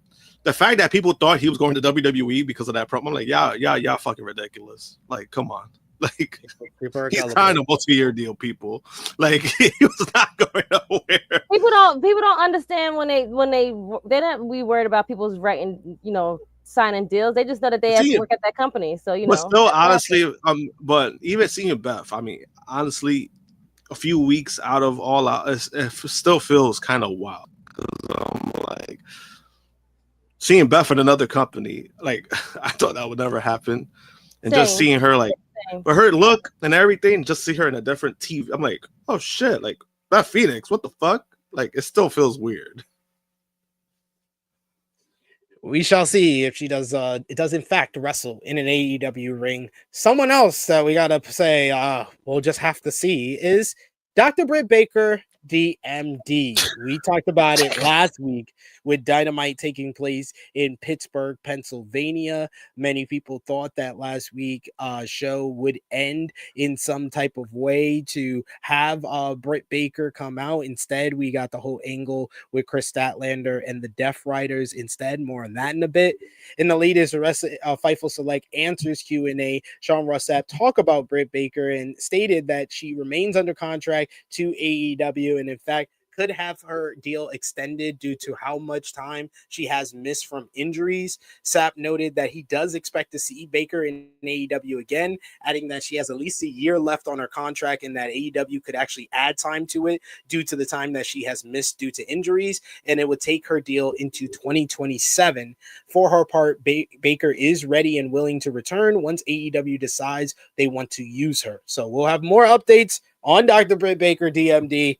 It seems like it's like the weather report now that we have to keep updating on this. Then speaking of that aforementioned final segment, the last week's Dynamite, where Chris Statlander rejected the offer to the Death Riders following her win over Mina Shirakawa. According to Fightful, the post-match angle with Statlander and the Death Riders was very well received eternally. AEW Women's World Champion Chris Statlander is reportedly well-liked, and everyone is rooting for her success.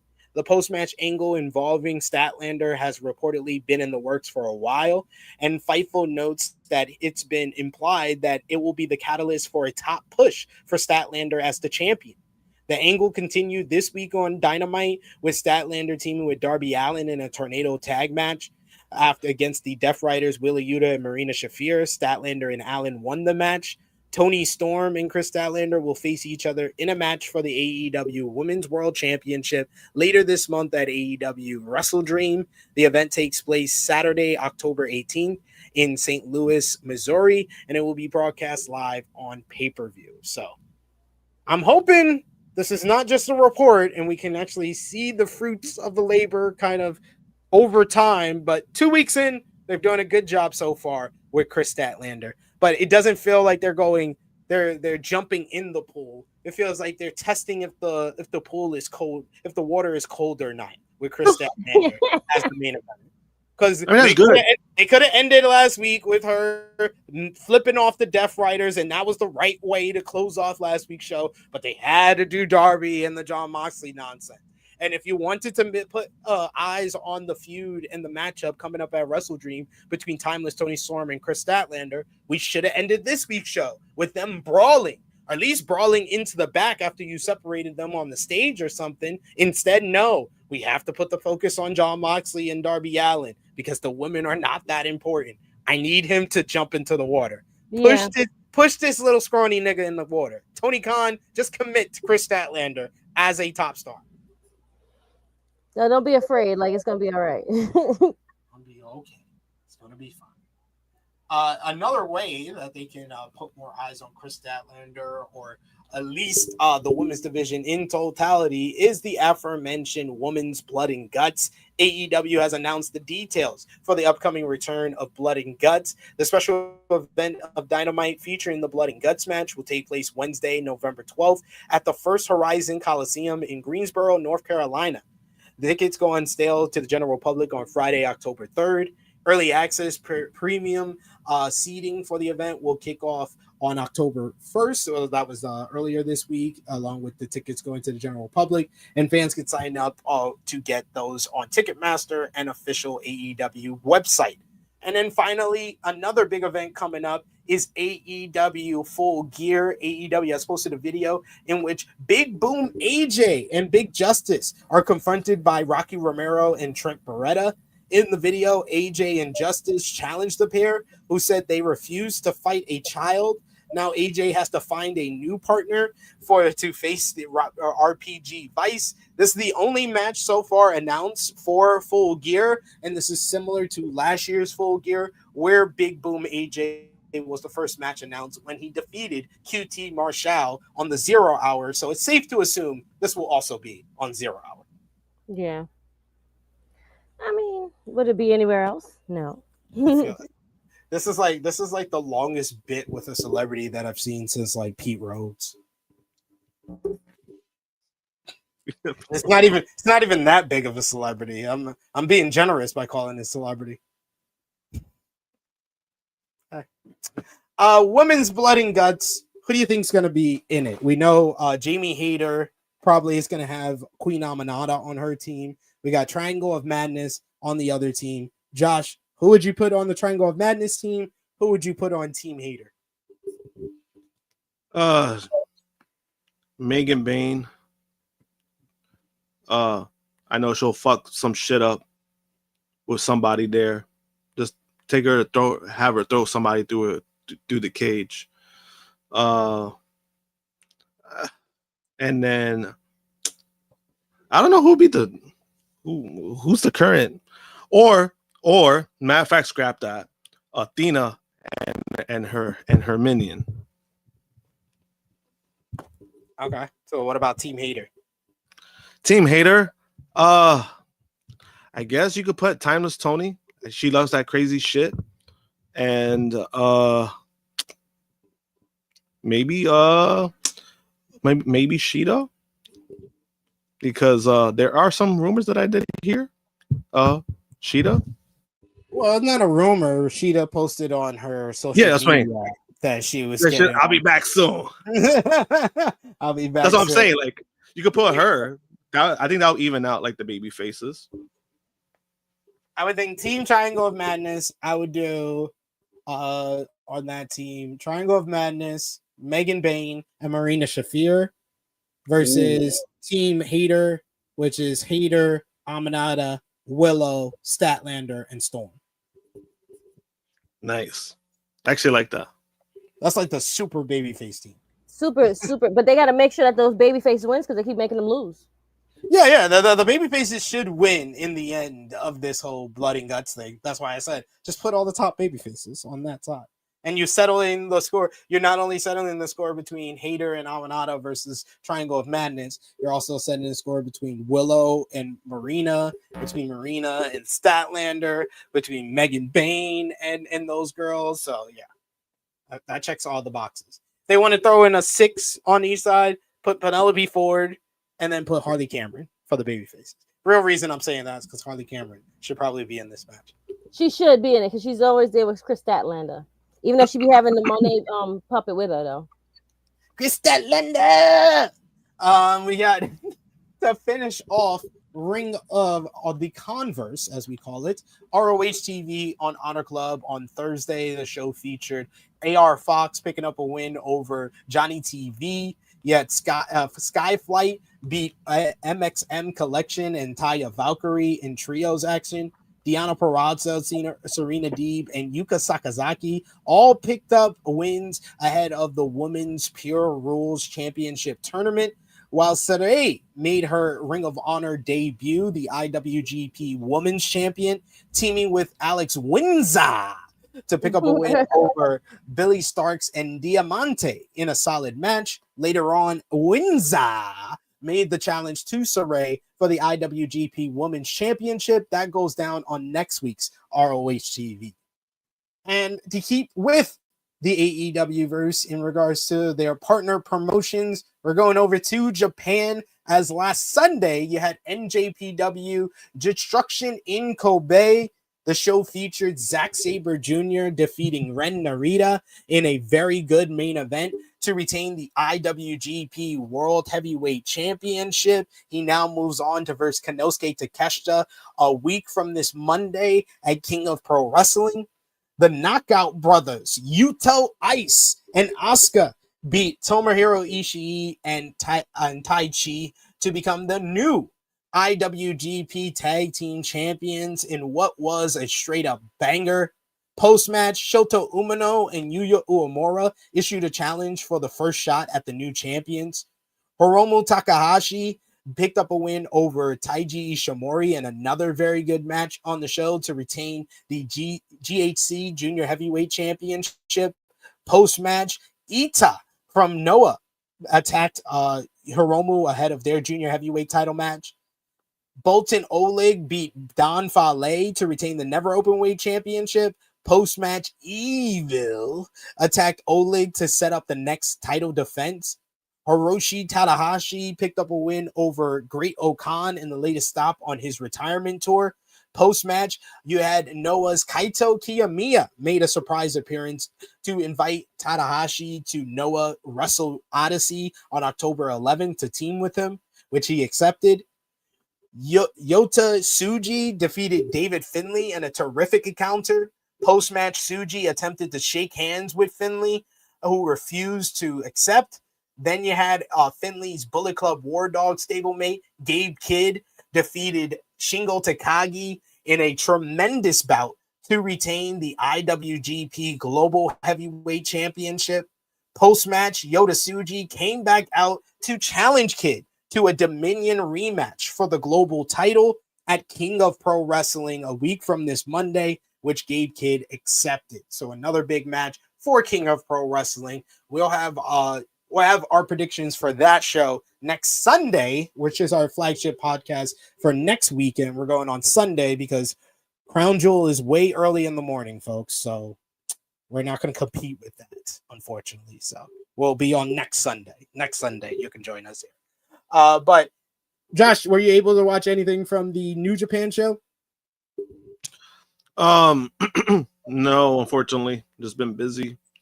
But I did see I lost my pick. I picked David Finlay, and yeah, fuck that guy. He failed you, sir. He failed you. We tried to tell you, Yota Tsuji. You prick. You prick. We tried to tell you, Yota Tsuji. Or I tried to tell you because I think Krssi went with David Finlay too. Yeah, I did. We got no, you did. No, I did. Yes, you did. You did. Yeah, I mean, I did too. I did. I think I did. Yeah. That was the only one. Yeah, I definitely fucked up on that. Thank you. Early ticket sales from NJPW Wrestle Kingdom 20 are very strong, according to a new report. Tickets went on sale for the 2026 iteration of Wrestle Kingdom on October 1st, and the Wrestling Observer newsletter reports that the first day ticket sales were over 200,000.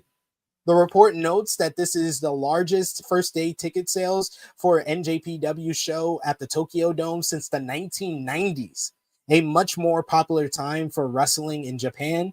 The ringside tickets available to people outside of Japan have already sold out at $750 each and did so within 15 minutes. Dave Meltzer notes that the interest in the show is due in large part of Hiroshi Tanahashi's retirement match and Aaron Wolf's planned in-ring debut at the show. Wolf is a former Olympic gold medalist, which is a bigger deal in Japan than it would be in the United States, especially since Wolf's gold medal was in judo at the 2021 Olympics, which was in Japan. The show takes place on January 4th and will air on NJPW World, but this is shaping up to be one of their bigger Wrestle Kingdom events with Tanahashi's retirement. There's going to be a lot of interest into this show. So they could probably push for like 2017 numbers where they did like 40,000 in the Tokyo Dome. That's some good ass numbers so far. Because I mean, I wouldn't be surprised if it goes past that just because of the Tanahashi retirement. You know, that's a huge deal over there. And then you mentioned the Olympian. I forgot about they signed an Olympian because I remember they did a press conference and everything for that. Mm-hmm. So that was a big deal. So the fact you have him debuting and then you have the legend retiring the same show, I mean, that's a big deal. Yeah.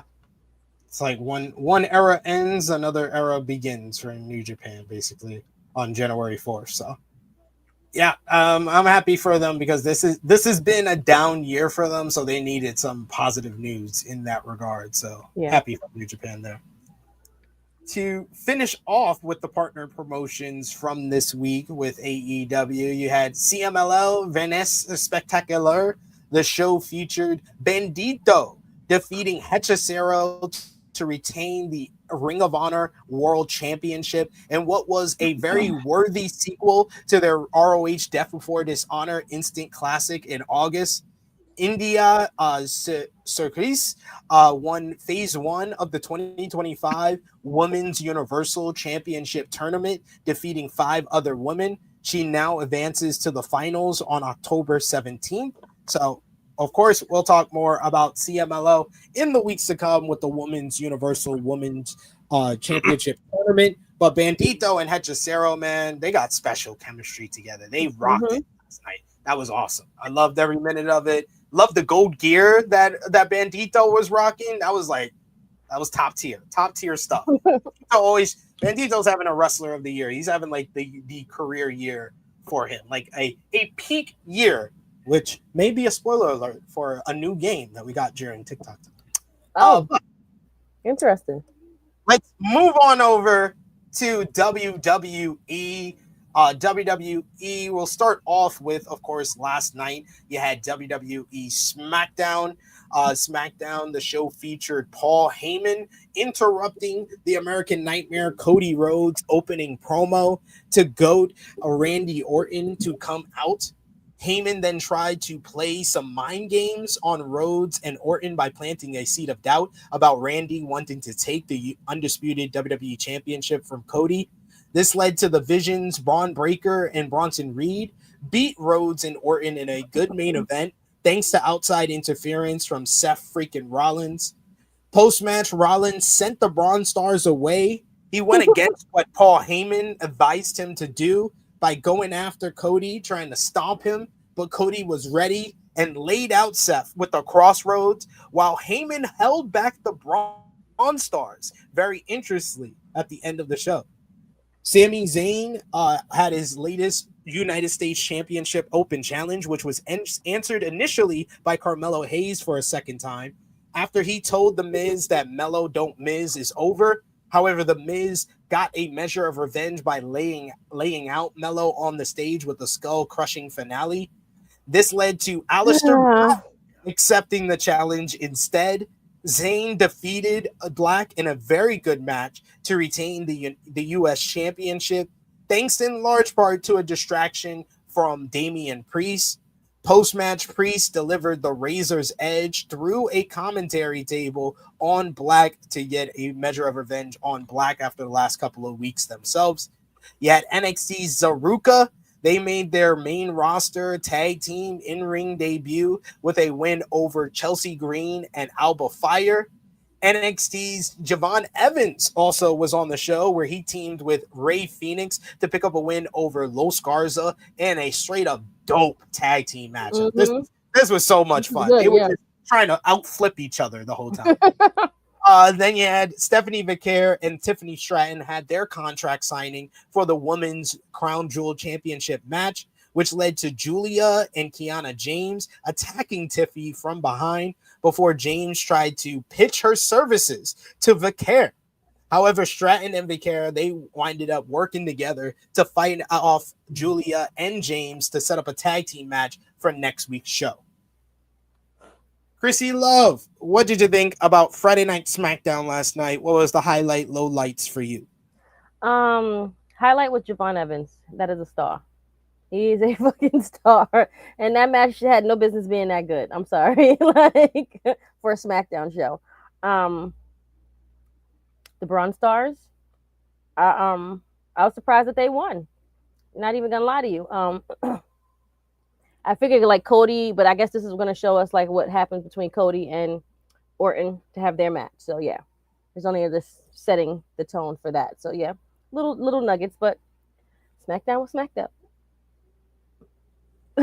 Yeah. The bright spots with the good matches. Mm-hmm. I will say that since Sammy reintroduced the U.S. Open Challenge, that match was good guaranteed one good match every week. Yes, I think that makes it at least a fine show instead of the bad wrestling show it was for the majority of 2025. You're very right. No, the Sammy Open Challenge every Friday is actually something that people are now looking forward to on this show that is on Fridays. But he's just whoever his opponent is, he keeps having great matches with them every Friday. And this one was another one that had no reason to be good as well. So yeah. It was very good. Very good. Probably the best that Black has looked since he returned to WWE. I was gonna say definitely made Alistair or Malachi look great. But Priest, now we have to look for him and Priest. So let's see what that brings. You sounded upset by Mello taking out Miz. No, I was actually Mello being taken out by Miz. I want Mello to get away from Miz. That's why I feel like the Miz is holding him back. The Miz, there's no reason why Mello is not a good like mid card like young like they have so many young guys there that they should be more showcasing them like yeah. Like I want to see Javon and Mello against each other. Like why is this not happening? But yeah, we got Solar Ruka and a homegirl on there that no one popped for. I think it's just a general issue of Triple H is not doing what Vince did a lot of times, like in the good times of Vince McMahon. Because I think people help out Triple H and prop up Triple H by comparing him to the worst version of Vince McMahon. When we need to, if you do think he's so great, let's compare him to the best version of Vince McMahon, which was probably the Attitude Era.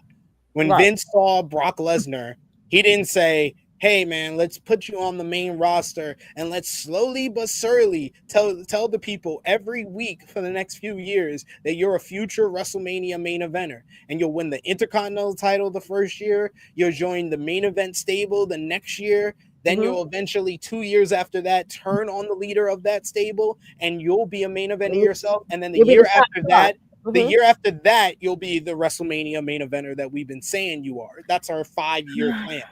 Instead, Vince McMahon said, you're Brock Lesnar, 5 months, I'm going to make you the WWE champion. He saw Kurt Angle, Olympic gold medalist, come into his company. He said, less than a year, you'll be world champion. The Rock, Stone Cold. Once these people got hot, he figured out a way very quickly to make them a top star, put them in the main event scene, and that's something that Triple H hasn't shown he has in his repertoire as of yet. Josh, what do you think about SmackDown last night? Oh, SmackDown was okay. Sammy and Aleister Black was a fun matchup. Because we gotta we can't forget, Aleister Black is a good wrestler. He is good in the ring. We just haven't seen it a lot. So it was kind of good. Yeah. So, but I mean, it was good that he was paired up with Sammy. As far as the other stuff like the Orton and Cody stuff, I mean, obviously that's more of an angle because they eventually will face each other. But also I think, on a side note, we kind of did see it with Orton for a while because he keeps looking at the fucking belt. He kept looking at the Cody's belt. Triple H does do that shit a lot because he was doing it with Jay as well. It's like, bro, stop making everybody look at the fucking title. I think I said, I don't know if I said this on here. I probably said it somewhere else, but this is a trope that worked in 2005. The first instance that I remember it happening was Batista and Triple H when Batista looked at the title in between him and Triple H. And ever since then, since Triple H became the head of booking on the main roster, he has overused the trope of look at the title. I'm about to say, he makes everyone do it. Everyone does it. Yeah, it's not just those two instances that Josh mentioned. It happens like on a near week basis. Yeah, and it's just like, bro, like, can we stop doing this? But obviously, like the Orton and Cody stuff, like, there's a story to that, you know, because of their past history. So when it happens, it's gonna happen, you know, as you know, as far as like, you know. That match, yeah, I was surprised too that the Bronze Stars did win because I mean they're supposed to. I mean, usually for the most part they're like a team that takes a pin, but so I was surprised they got the. I was surprised they got the win, you know. But I mean, SmackDown overall, I mean, nothing to really write home about, but it wasn't the worst episode. I think Soul Ruka and Homegirl was in the match. What was it, 4 minutes? Zaruka? Zaruka and that was like 5 minutes. I was like, damn, you blinked and it was over. I think we might have to start having that conversation about Chelsea Green. I think he missed the boat on Chelsea Green. He not missed it. He dropped it and let it tumble down the hill and it broke. You know what it did? You know what it did? It got off the dock, and you know when people are waving off the dock to everybody, hey, bye. They hit something along right when they got off the dock, and now everybody has to jump off.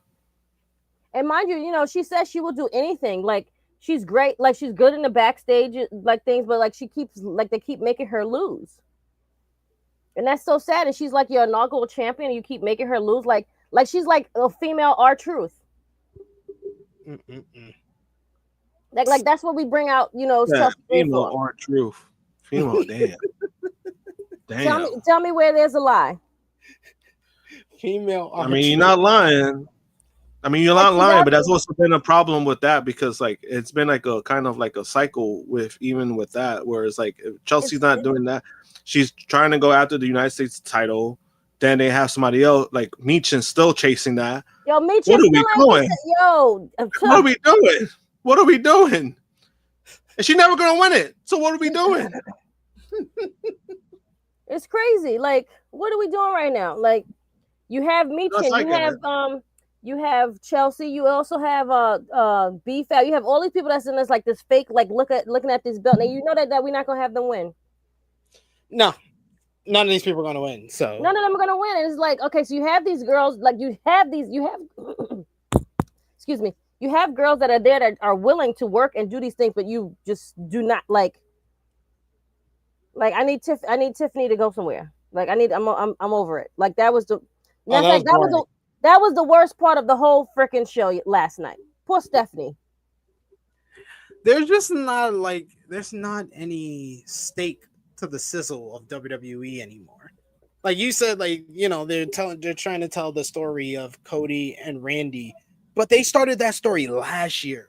Like this glacial pace of storytelling is a detriment to my enjoyment of WWE programming. It really is. Like everything goes so slow. It's like an old person. Like move it up, speed it up, Grandpa. Like I know you got a pacemaker, but walk fast, Triple H. Power walk, like shit. Yo, and that's why I kind of gave pushback when it came to like the Punk and Seth stuff, because I'm just like, bro, ever since he got back in the company, he's been feuding with Seth. I need something new. It's been 2 years. It's been 2 years.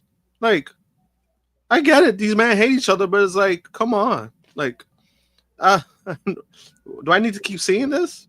No. And that's been the problem with Triple H. He has like these things where people want to talk about storylines, and I'm like, this is kind of the pushback I always give back when it comes to like storylines.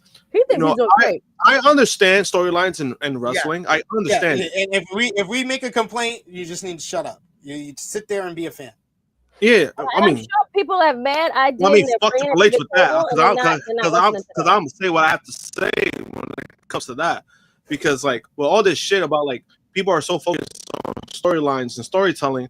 Sometimes it's like we don't need a storyline that's fucking 9 months in. Like we don't need that.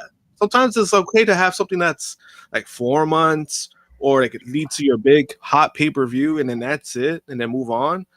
We don't need something that's fucking dragged the fuck out. And he does that a lot. When I started to notice it, I was like, oh, all right, maybe he will fix it. He has not fixed it. He's made it worse. And again, like I said, he thinks that he's doing a fantastic job. Bang up job. You doesn't feel like WrestleMania season. You see, that's the problem too when fans, when they see them in the street, they'll tell him like, oh, I love what you're doing. That hypes him up. But it's like, no, tell the fucking truth. Say that you drag shit too long when you see him. Say it. No, I'd be like, what's up, legend? How's it going, legend? Dion Jenkins has been a member. So happy to see him because that's Yeah, it makes sense. But we need to be. I don't give a fuck. I'm gonna give a fuck. I mean, somebody's gonna have to humble him. Like that happened to my job. Somebody humbled. We didn't need Stephanie being inducted. Like we didn't need to know about Stephanie being inducted like today. Oh my god! That shit could have waited until like next year. But he had nothing to give ESPN. That's the problem. Yeah. He made the Undertaker be there. He made them all sit out there. So he's like, oh, you guys gonna sit out there and the camera's gonna come span on you, and they're gonna just, the Undertaker's gonna ask you a few things. Okay, great, no problem. I can do that, honey. Sure, I can do that, babes. Sat out there and she was just like, wait, what? So you couldn't do that. Head ass. Valev says, but then again, there will always be opportunity. You will have Oba, you have Javon Black, Ricky Black. It's tough for Hunter. All he got is Tony D. You don't see him. He don't see these people. He has problems seeing them. You don't see the color. Yo, and then it was kind of funny because Oba yesterday before SmackDown, he was trending, and everyone thought he was gonna be like the next challenger on SmackDown. Yeah, everyone thought he was gonna be the next challenger when we're only like 3 weeks in to the Open Challenge. I know that's made it funny. People were making graphics. People were making like photoshops of like Oba's entrance and Amy staring at him, and I'm like, good luck, guys, because this ain't happening. And guess what? It didn't happen. People are pretty dumb. Good Doer says Oba Femi is desperately needed on the main roster. That because of the size of the roster, but just to add something fresh, we need an instant killer a la Brock Lesnar 2002. I agree. Put him in the main event scene from the minute go. People are talking about, he needs to answer Sami Zayn's open challenge. No, he needs to beat Cody Rhodes on day one. Yeah, like Oba. That's the thing though. Like Oba, the way that they've made him, he should not be a challenger for that title and then lose. That's not the kind of guy that because even if you put him in a program with Cody, he could still have a great matchup, lose, and it'll still mean something. Like I prefer that than to put him in the mid card title match. No offense to Sammy, because I think he's doing a great job so far with that. But you don't put Oba in a situation like that. Like that's not how you do that. Yeah, he either if he's gonna get called up in the Open Challenge, he's beating Sami Zayn. Like that's how you should. It has to be. Everyone talks about the John Cena Open Challenge, and you look back at it on rose-colored glasses, but people tend to not talk about how both of those runs for John Cena, how his title reign ended. The first time it was thanks to Seth Rollins, thanks in large part to Jon Stewart helping Seth Rollins get the win over Cena at SummerSlam 2015. And then the second time after he regains the title and he's doing the Open Challenge again, he does the Open Challenge at Hell in a Cell 2015, and Alberto Del Rio with Dutch Mantel in his corner is the one to answer it and beat him for the title. People don't talk about that. They tend to not mention that when they gloss over and glaze the U.S. Open Challenge. So let's do it properly this time. The U.S. Open Challenge the first time should have been ended by Kevin Owens. Kevin Owens should have been the one to beat Cena for the U.S. title when he got called up to the main roster. So do it properly this time and have the guy called up to the main roster from NXT and they be the one that beat Sammy for this title. But not going to happen. It's Triple H. We got Ninja Bordis. He says, who's going to show up on main? Take out Allah Rusev spot. Amiro won't even be able to get catering dog. He gonna be jobber for the mid card. God damn, y'all always coming for this guy's neck. Who, Rusev? Yes. I mean, he been jobber squad. What are we talking about? I mean, I didn't think that he was coming back for anything of more of an importance to be higher than the mid card. Take these L's, be a jobber, beat some people, and then still be a jobber. Shit, that's why he gave that bullshit interview. Oh, I want to put out younger talent. All right, motherfucker, you don't want to put over Hangman Page, so fuck you. Hey, you put over a great young talent this week. We'll talk about that. WWE announced the details on Saturday night's main event on December 13th, featuring the final match of John Cena. The event has been announced as taking place at the Capital One Arena in Washington, D.C. Also, WWE will have a full weekend takeover with other WWE events to go along with Cena's final match. Tickets will go on sale on October 17th, with pre-sale kickoff on Wednesday, October 15th. Additionally, WWE will film a live episode of 6 Feet Under with The Undertaker on Friday, December 12th at the Howard Theater as part of WWE's Washington, D.C. takeover. Speaking on the announcement, WWE Chief Creative Officer Paul Triple H Levesque commented. He said, John's contributions to WWE are immeasurable. There are no words that can truly relay how much he means to this business. Together with our partners at Events DC and Capital One Arena, we look forward to honoring his legacy and delivering an unforgettable send-off for both John and the WWE Universe. Events DC President and CEO Angie M. Gates also commented, Washington, D.C. is the sports capital and the perfect place to honor John Cena's remarkable legacy.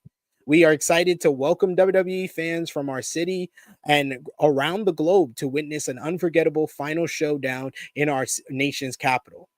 We deeply value our partnership with WWE and look forward to providing fans with an experience they will cherish forever.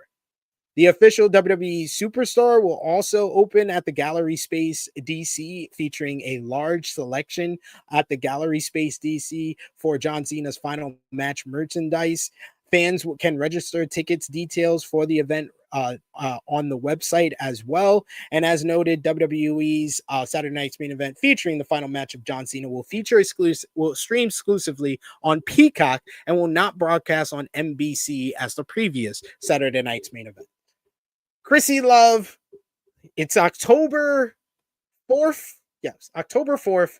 Who you going with? 2 months away to John Cena's final match. Who will his opponent be?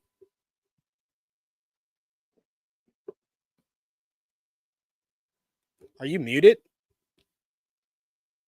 I am muted. Sorry, I apologize. His last opponent we're in December. I mean, this is December 1st, so it was basically like 2 months from the first Saturday, right? First, I don't have much expectations for this broadcasting, but I feel bad, and I love DC, and I was like, oh, it's in DC. I love going to DC, and I was like, I'm definitely not giving him my money to go do that shit. Not doing it. Nope. Not even close. I probably won't even watch the show until like afterwards. But anyway, I'll probably be out partying somewhere in DC. But anywho, I don't have high expectations for this last match, but they're trying to make it a big thing. I think maybe the Brock or who can give him a good go away match. I know the Rock is coming back, so it doesn't matter. I would say Brock. If you want the big star, I would say either someone like Brock or Roman. Right. If you want to make a new star, it's got to be Braun Breaker.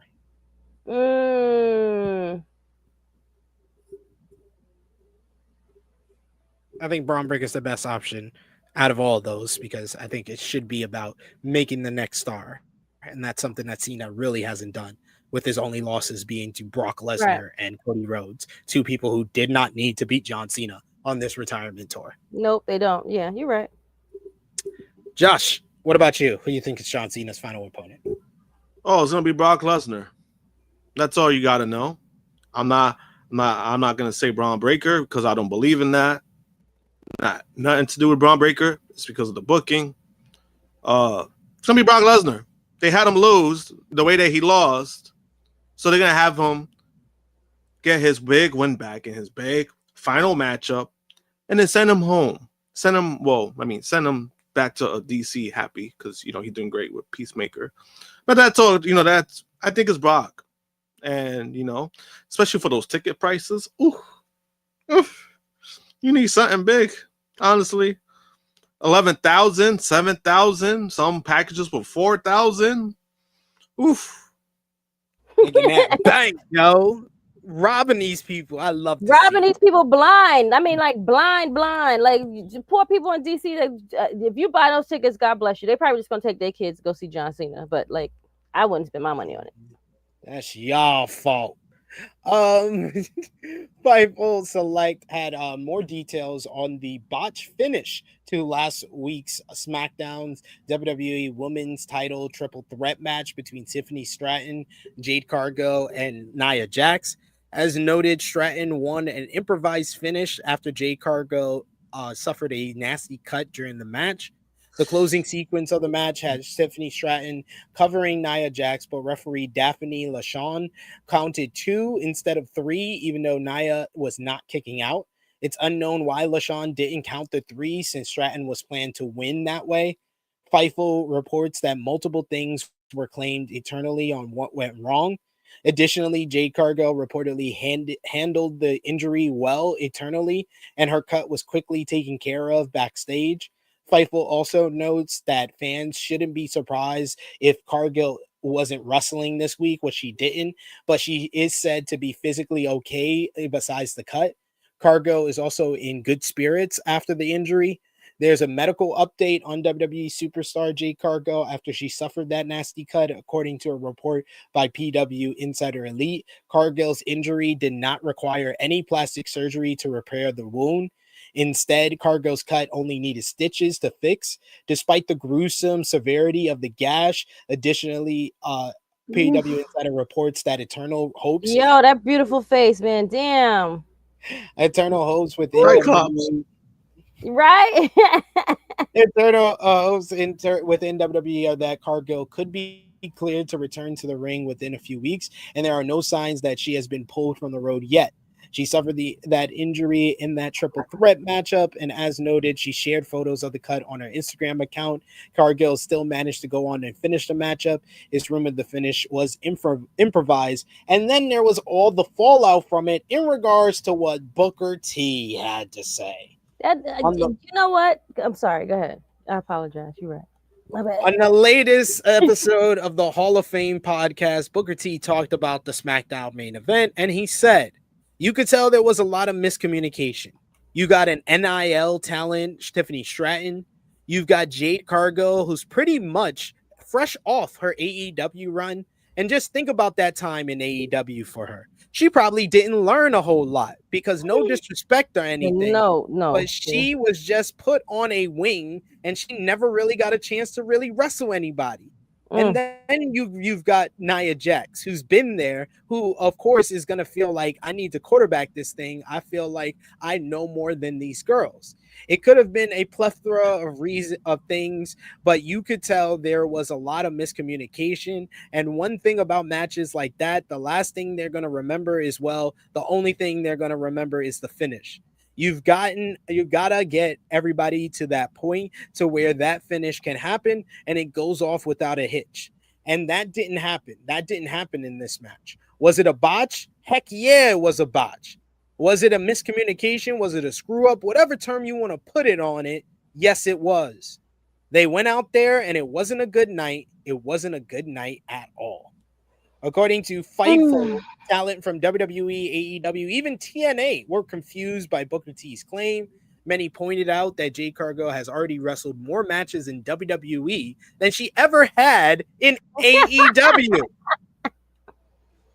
So the argument that she's still raw from her previous experience doesn't exactly add up. Everything that Booker said, I was just waiting. Someone take his stuff away, please. He's always finding a reason to shit on AEW for no reason whatsoever. They never call him to come. That's all. You don't watch the product. You don't try to act like you watch the product, but and that's okay. He always got to talk about them though. And when the topic is not even about them. Yep. Jade Cargill hasn't wrestled anybody in fucking WWE. You nincompoop, you Uncle Tom faced ass nigga. Jesus. Oh my God. What a jackass. You know what's the sad part? Like, I'm frustrated with this because everything else he said was 1000% correct. That's what made him doing that. To mention AEW and to shit on AEW for no fucking reason, you made your whole point moot. I think the way he said a few things. Like, one, this didn't have nothing to do with AEW at all. This is just poor judgment on one, the wrestlers and the referee. It was a botch. Botches happen. Accidents happen. They just have to be more careful. Like, but Nia Jax being the one that's been in the ring the longest should have been more attuned to like this and didn't communicate very well. You know, this was a accident. And Jade not being wrestling enough is not AEW's fault. That's Triple H's fault because he kept on freaking hiding for like a year and a half.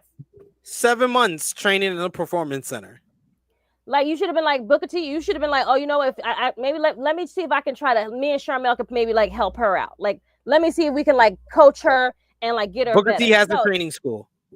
I know, that's what I'm saying. Like, let her come down to Texas or wherever the hell my shit is at, and let's try to figure this out.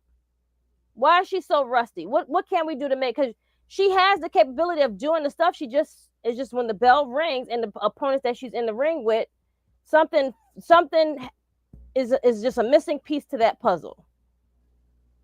It's just a missing piece. No fault of her own or the person that she's fighting. They kept her in a bubble. And that, hey, like, get paid and look pretty and go do promos. I could do that all damn day. But it's when you want me to go into the ring and then you now like get mad at me because I made the wrong mistake. Well, nigga, I've been trying to tell you to get me the right training and the right people for the longest. Maybe she's gonna have to like take the initiative herself and just like go and fly and go to people's training schools. Go meet up with other different people and we'll see how we can make this work. Or maybe this is who she is. This is how good she's gonna be. So you have to work around that.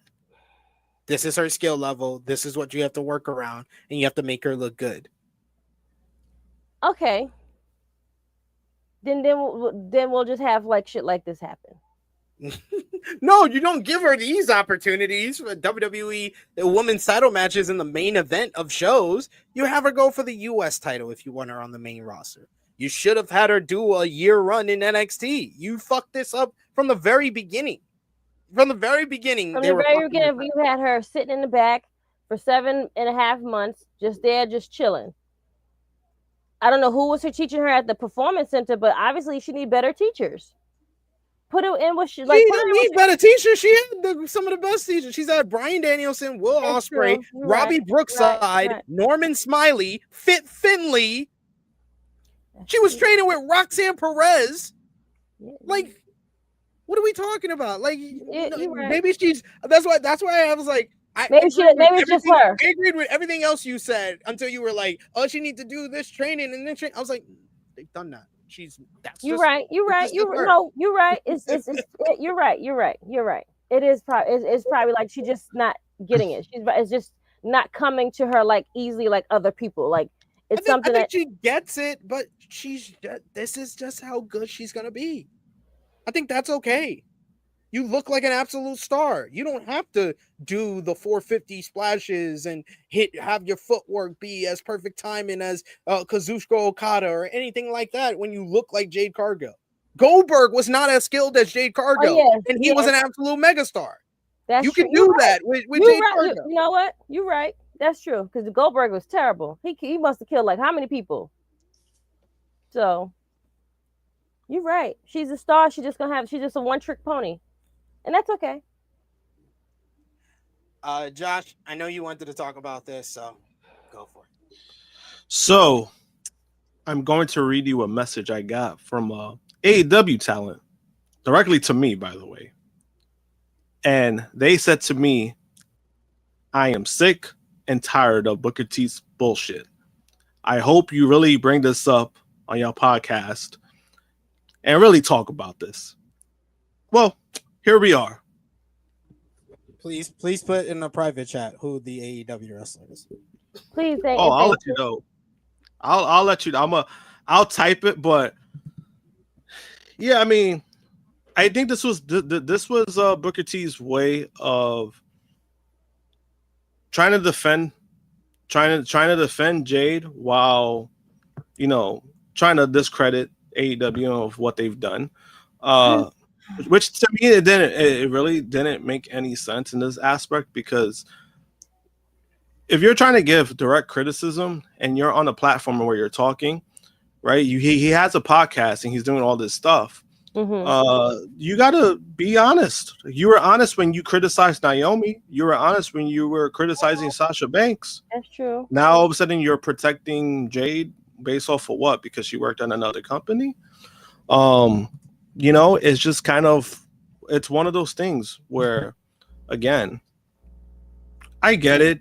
I get what he's doing because he plays for the other team, but it's like, this is not a good look. If somebody struggled and somebody's struggling and there's actual criticism to give, just fucking say it, right? Because in that matchup itself, there was a lot that went wrong. You go blame who you want to blame.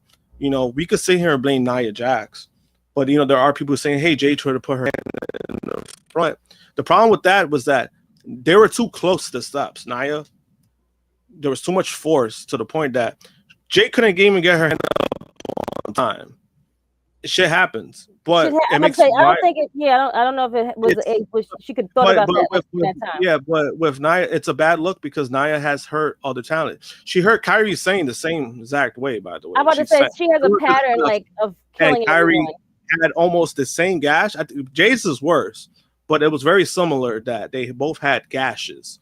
So that's why it looks bad. But it's like to try to do this whole thing of, oh yeah, well Tiffany had this. They've been long enough to know, like, Tiffy is a fucking women's champion. She is. We can't really stop using. We can't really start having these excuses of, oh yeah, well they train like this or that. It was a bad matchup, and just criticize the match for what it was. It was a bad matchup. It was a sloppy finish. The ref, you know, clearly made a mistake, and it just looked bad on TV. It was on live TV. Yep. It happens. Mistakes happen. And you know, it was a bad accident, and I know like Nia was in the moment yet again, but yet we can always keep saying like, oh yeah, you got to be careful, you know, because she has this pattern of like hurting women. And I'm not saying she's going out there, yeah, I'm gonna hurt this person today, you know. I don't think that's what's happening, but I think in the moment she's like being a heel, just like so like and she just threw her over there. Like, you know, the spot, it was a big accident. Can we say be careful? Yes, we can say that all the time. But, you know, this is why they're called accidents. And this is the business that you're going to be in where there's going to be accidents, unfortunately. And it's wrestling. And it's wrestling, it's not right? Ballet. It's not ballet. Definitely not ballet. WWE Raw on Netflix this week. Last week's week 34 did 2.3 million viewers, which is the lowest so far overall global viewership for Monday Night Raw on Netflix. The show this week featured Rhea Ripley kicking things off by calling out the Kabuki Warriors, only to get Io Sky instead, who was conflicted on how to feel towards her family in the Kabuki Warriors. After a video message telling Io to apologize and warning Rhea it's too late, Sky said she just can't and left the ring. Asuka and Kairi Sane then attacked Rhea from behind until Io came back to stop them. However, Asuka spit the poison mist in Io's eyes before the Kabuki Warriors attacked and laid out both Sky and Ripley to stand tall. Later, Kairi visited Io and gave her a picture of them two and Asuka from years back.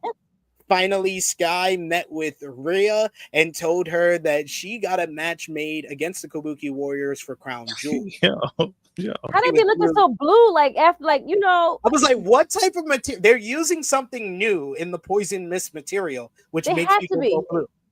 Because it looked like you got to be in the shower for like hours to get that shit out of you. Like that's like some type of dye that, like, first of all, when she spits it on them, it don't even look like this. You know what I'm saying? So it's like, does it rub in and settle into their skin? Like, what is this? What are they using? It's funny because I think this is the picture they use for the Smurfs. They put like the little hats on. Rhea and Io. Cody Rhodes and Seth Rollins went face to face to hype their men's Crown Jewel championship match. After Seth said this match was about the future, Rhodes feigned confusion and got under the skin of Seth with poignant questions, asking him if he knew about Brock Lesnar being introduced by Paul Heyman, if he knew about the Braun Stars showing up to SmackDown. Rollins started to project and started to basically show off his insecurities and said he and Cody were never friends and helping him at WrestleMania was only a means to an end. Rollins vowed that he has to beat Rhodes at Crown Jewel. Raquel Rodriguez picked up a win over Bayley. Post-match, Judgment Day jumped Bayley until Lyra Valkyria made the save, despite telling Bayley she would not due to their tumultuous relationship so far.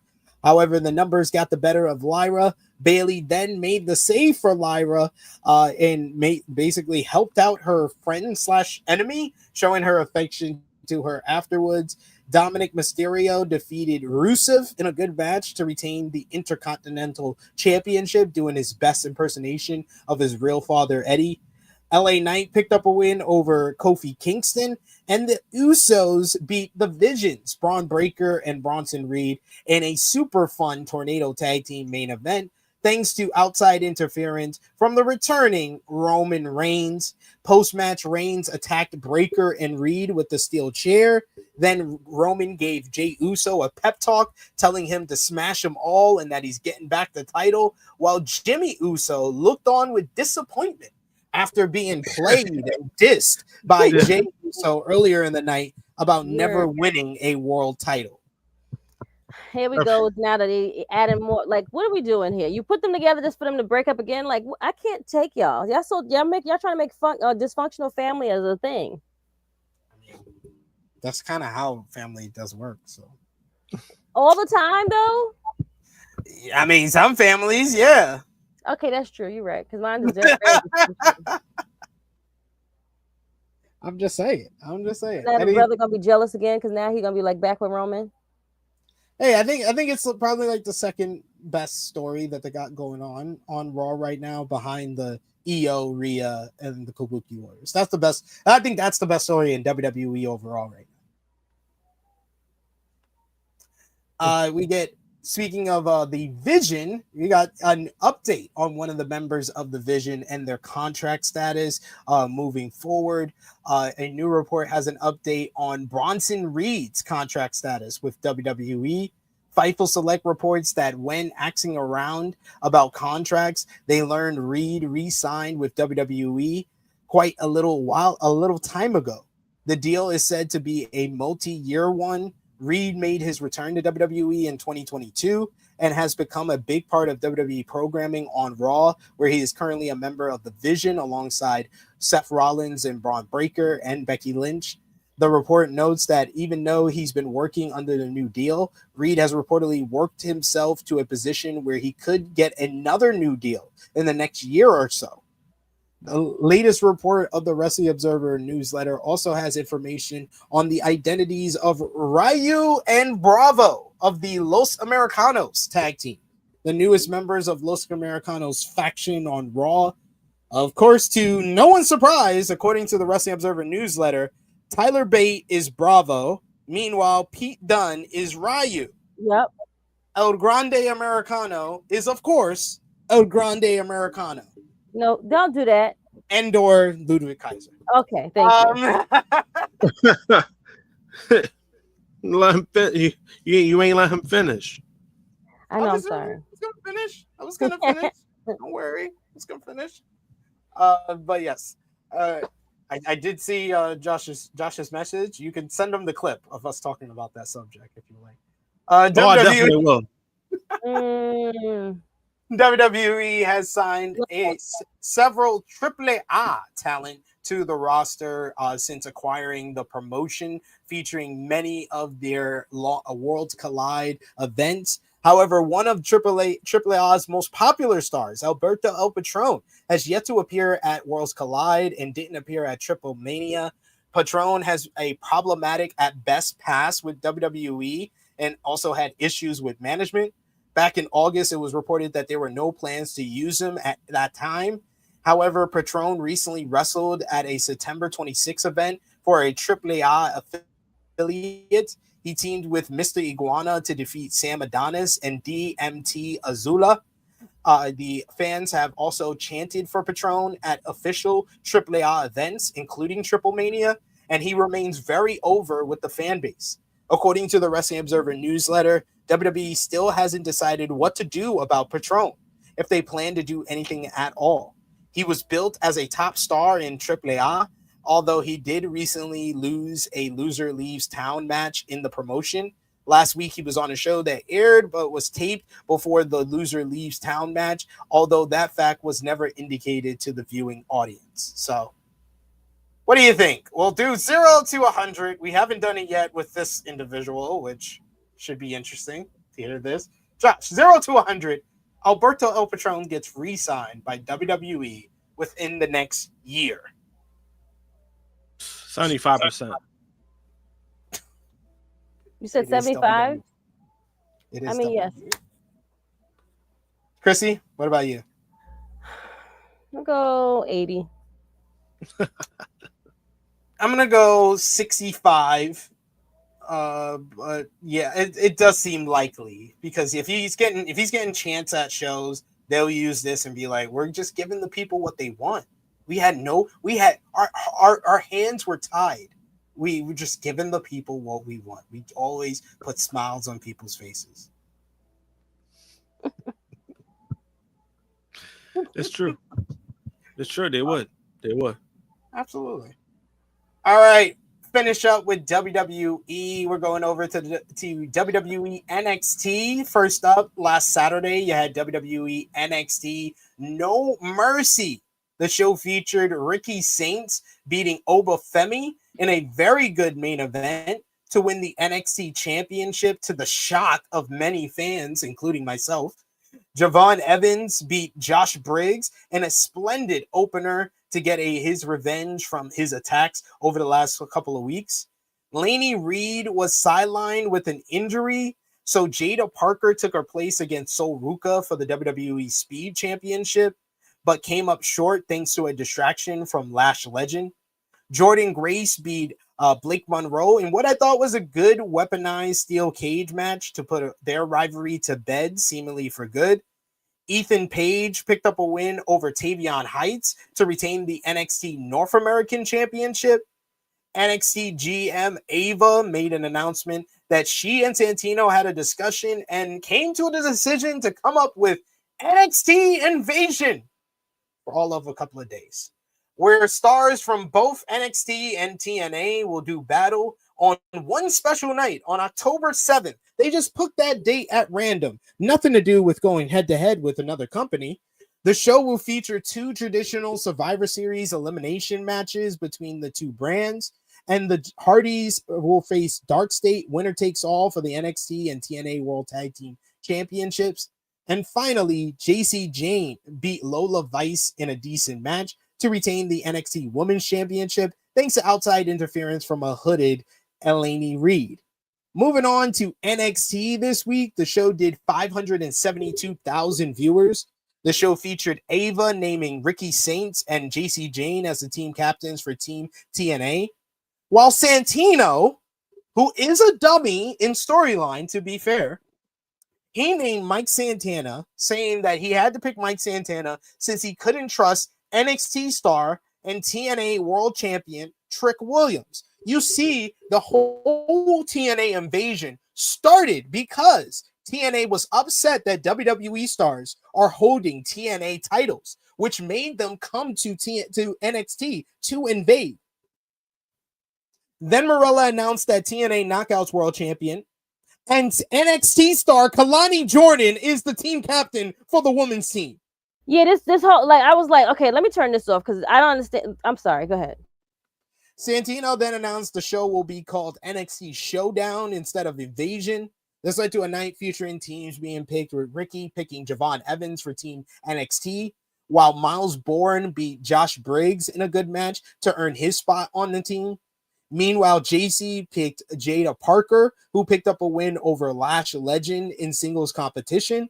Then Lola Vice defeated Fallon Henley to earn a spot on Team NXT as well.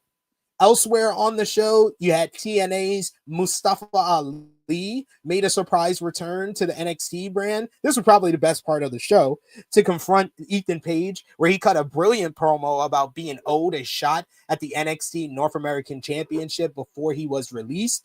Ali will challenge Page for the title next week at NXT Showdown. Ali then got the better of Page to stand tall. The show to show that there was some unity between the two brands. You had Javon Evans teaming with X Division champion Leon Slater, and they beat the Culling in what turned out to be a very good tag team main event. Later during the NXT TNA Summit, Santana announced Frankie Kazarian, Moose, and Leon Slater for his team, while Kalani Jordan picked the Inspiration and Mar Sade for Team TNA. Yes, all of Team TNA women have all been WWE stars and have all been WWE stars within this decade. This led to a huge brawl between the two brands, with Shawn Michaels looking on smiling for some dumbass reason. I can't tell you how much I hated this show. I hated this show because I felt like it was actively insulting my intelligence. Because it did every single minute. Thank God for Mustafa Ali and Ethan, because they saved it. And the fun tag match with Javon and them. But other than that, the show was trash. It was it was nothing. Like, so you got Kalani, like, I didn't understand this whole opening thing. So it should have been, now it's no fault of, this is TNA's fault. You made two NXT stars, y'all champions. So not only do we have one fight on the WWE side, but then you have one on the TNA side. Like, but they both hold y'all belts. And you made Ricky Saint the captain, but you made Mike Santana. I was like, let's make this make sense. And then they carried this BS on to like TNA's drama. I was like, I'm not even gonna watch that. I can't. My head hurts. And now we're not even calling it like the name that we originally was gonna call it. Now we're just calling it like this. What did they call it? What is the name of the damn Showdown? Like they really think that we are all stupid. They really have stupid written on our forehead. I promise you, they think that. I just don't understand why this company makes the same mistakes. It's the same mistakes that they made during the Alliance invasion back in 2001. They put Austin, but that took 2 months for them to mess that shit up and make that mistake. It took them 2 weeks. 24 years later. 24 years later, in 2 weeks, I made the same mistake again. And it's totally killed any interest I have in this. And I was like, wow, wait, why are we doing this? It's only October. I was like, shouldn't we be focusing on Halloween Havoc stuff? Like, what are we doing right now? And then we have all of this mess. And then War Games is next month, supposedly. Well, because they're only doing it to kind of program AEW that same night. That's the only reason why they're doing it. It's true. Very true. You're right.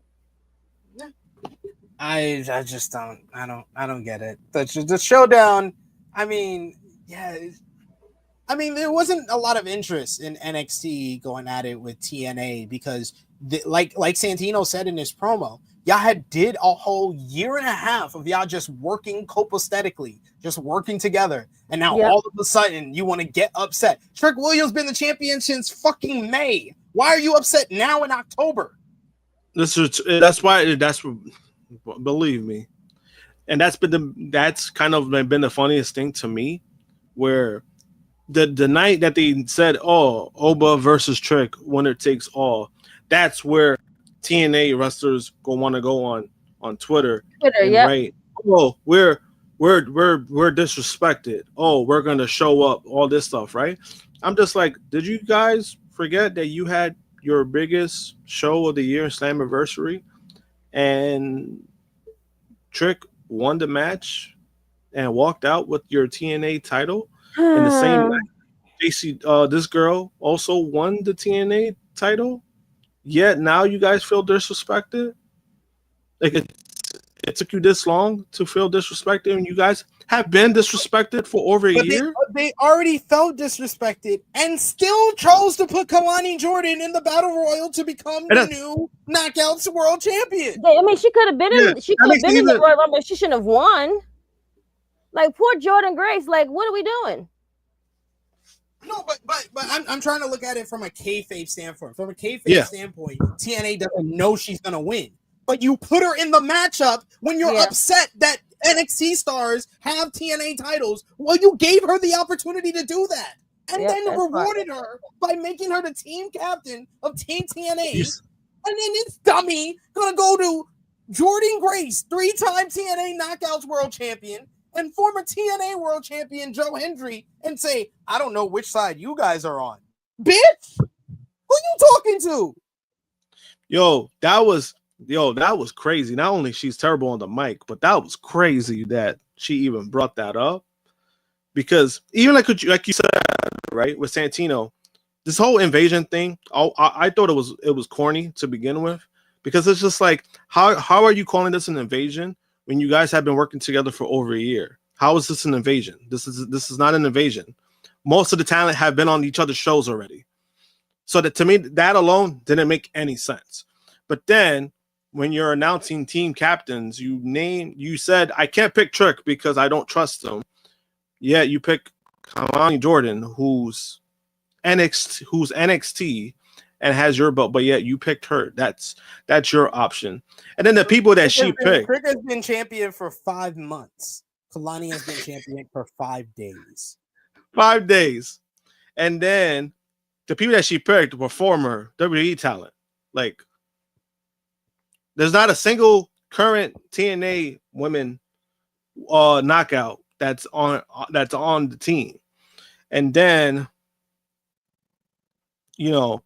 but even that, even in that extent, right? Even the teams, I mean, I'm not gonna lie, I did laugh when Matt Cardona wasn't picked. I was dying because the way that John Escudero wrote it, I kept laughing. I was like, yo, that's true. I was like, he hyped it up on his social media, and then he don't even get picked. But then the way they came into the lot too, that was cringe as fuck with the cyber truck. Like, they're like rolling up, like, I don't know, all of it was just weird.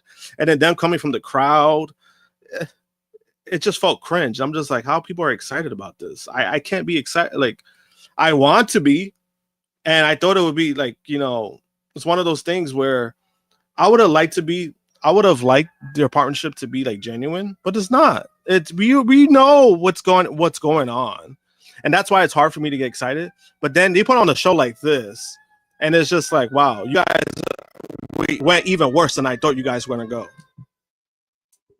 Should be noted, Booker T tweeted out 2 hours ago, #breaking news. According to sources, several talent in WWE, TNA, and even AEW are baffled people still believe what they read online. But that's what he fucking said himself. No, he's talking about people being confused on what he said. That was the report. He's talking about the report, not what he actually said. To say. Yeah, that's all the attention he deserves. Next week's special episode of NXT is no longer NXT TNA Invasion. It's now NXT TNA Showdown. It was announced on Tuesday's show that next week's TNA NXT special will be titled Showdown rather than the name that was announced at No Mercy. WWE has removed the Invasion logo from WWE.com, and the show is now being referred to by the new name. WrestleVotes via Fightful Select reports that there was pushback on the Invasion name as the date of the event on October 7th coincided with the second anniversary of the Hamas attack on Israel. It was noted by Dave Meltzer on Wrestling Observer Radio that the decision came after an article came out in Israel criticizing WWE for the move. Meltzer noted that the article pointed out that this was in very bad taste. I don't think for a second that this was on purpose or anything like that. I think they just didn't know. He added that enough people made the connection to convince WWE to find a new name in order to dodge any potential controversy over the matter. The special episode takes place next Tuesday and placed in the usual NXT time slot. It will feature NXT versus Team TNA men's Survivor Series match. Ricky Saints, Trick Williams, Javon Evans, and Miles Bourne versus Mike Santana, Frankie Kazarian, Moose, and Leon Slater. NXT versus TNA Women's Survivor Series match. JC Jane, Lola Vice, Sol Ruka, and Jada Parker versus Kalani Jordan, The Inspiration, and Mara Sade. NXT versus Team TNA Tag Team Championship matchup. Dark State versus the Hardys. And NXT North American Championship, Ethan Page versus Mustafa Ali. So when are you going to say that they bought out the whole TNA? When are we doing that? Because this is just stupid. That's definitely not going to happen until 2026. Oh my God. This is just like, why are we doing this? Like, this is like the most dumbest shit ever. Like, we know you already got them on that. You got them by the balls, bro. Like, they're doing whatever the fuck you tell them to do. But Krssi, did you hear that TNA is on the 30-yard line for a cable deal? TV deal. Yeah. So that could be anything. That's the reaction that it deserved. Yes, it deserved nothing. It deserved nothing in response. No one gives a shit about like TNA is on like. The Wrestling Observer what TV deal? Who they gonna get it with? A non-cable channel yet again? Probably a WWE affiliate. Probably like A&E or CW. Oh my God. That's why they're doing this. They think that's gonna help them, right? They think that's gonna help them. Like what? I think like the pros to the TNA WWE partnership is that TNA is hotter. It's the hottest that it's been since they signed Hulk Hogan and Eric Bischoff to sign on with the company back in 2010. Yeah, the hottest that TNA has been. And their business-wise, the business metrics have improved greatly in this period since the whole partnership kind of started last year in the Royal Rumble. They've seen ticket sales for their live events, for their premium live events. That's increased. They have stars that have become face of the company and have helped this boom period for the company, like the Hardys and Joe Hendry. They've made them into like the primary people that they've pushed to the forefront. They're making new stars like your Mike Santana and your Leon Slater, and they're giving them the exposure of being on WWE TV. Those are all positives in this part. The cons, though, do outweigh the pros in this situation because they do look Bush League. They look second rate in comparison to WWE. WWE have basically taken over and feel like they're in more control than TNA at this point because of all the changes that they made last year. People tend to forget that this company was drastically altered when they let go of Scott D'Amore. Scott D'Amore leaving, I think that we don't see this partnership become what it's become now in October of 2025 if Scott D'Amore is still in the promotion. But Scott leaving a month after they did their whole rebrand, and then you add guys like Nick Nemeth and the Hardys, and you add former WWE stars like your Mara Sade and your Inspiration. This company, it's very rare that you look at the roster of this company and you see a guy that was not made in WWE, a guy or a girl that was not made in WWE. It's few and far between. And then their knockouts division over the last month have been freaking marked. Like you got Ash by Elegance, who is apparently injured and had to relinquish the title. You got Masha Slamovich with a domestic violation allegations. You got Tessa Blanchard, who looks like she's going to be out of the company. Those are your top 3 girls over the last year in this company. Nobody wants her there. Face them with NXT star. You got to face them with former WWE star Indy Hartwell. You got to replace them with the Inspiration, who are known for their WWE run. You got to replace them with Mara Sade, who was just in WWE in May. The cons have really become overwhelmingly obvious ever since this whole storyline helped it. I feel like this storyline has done more to put into the spotlight the cons that is this WWE partnership for TNA. Yeah, and then also like the people that you even mentioned, you know, they're gonna end up WWE bound anyway. Like Mike Santana, he's gonna end up WWE bound. Oh yeah. You know, Slater has a good, you know, he's young and he has a good chance to stay there longer, but he's probably gonna end up in WWE himself some way somehow. Joe Henry is already in WWE, regardless of what they want to say. Oh, he's still under contract. No, he's in WWE. You barely see him on TNA anyway. Jordan Grace ended up in WWE because of the partnership. So it's like even those things, like they're gonna lose their talent, you know, because Mike, unless if he already signed a new deal, his deal's supposed to end this year. So it's like, you know, it's TNA. That's all I gotta say. Here we are. It's TNA, y'all. It's TNA. The Wrestling Observer newsletter had an update on former NXT champion Oba Femi following his loss last Saturday at No Mercy. There has been some thought online that Oba Femi lost the title so that he could be moved up to the main roster. According to Dave Meltzer, as far as everyone in NXT knows, Femi is still planned for that brand for the foreseeable future. It was noted that WWE does on occasion swerve people and tell no one about call-ups in advance. Those who would know would have been blindsided in the past. Currently, Femi is not planned to go to the main roster yet, but there's no such thing as a definitive no in this regard. You should have put Oba Femi on the main roster like yesterday. And you strapped the rocket to him. I was quite surprised he lost the title to Ricky Saints. I don't think they did a great job of making Ricky Saints feel like he was the next guy. But hell, it was a shocking title change. It was a good way to close the show. It was a noteworthy result as well. But don't play any games. Come up with a plan for Oba Femi. Call him up to the main roster. There's nothing else for him to do on NXT unless it's go after the NXT championship again. And I don't really want to see that. If you ended it, just finish him up here. Sounds about right. WWE has been handling call-ups from NXT differently in the past, especially compared to the Vince McMahon era. Fightful Select reports that WWE is now handling NXT call-ups in a more flexible way by allowing talent to finish up what they have been going on NXT, since the easier main roster schedule usually allows for extra time anyway. WWE has also been keeping the call-ups closer to the vest. Under Vince McMahon, WWE handled call-ups from NXT by often immediately pulling talent from NXT, creating disruptions to the NXT creative plans.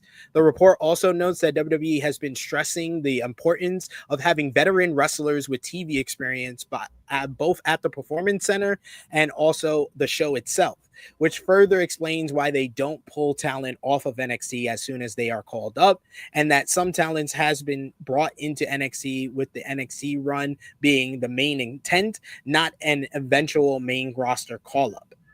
So we kind of are seeing that right now with the soft call-ups for Zaruka, Zaruka, and Javon Evans. So seems to be like a different approach, and we'll see if it works. Javon, I think, is good. The other two,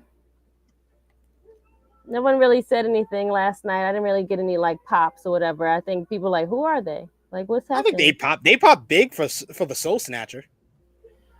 Well, yeah, once the match happened, because they didn't. I was like, who are these ladies? Like when they came out, they didn't give you much. So you know.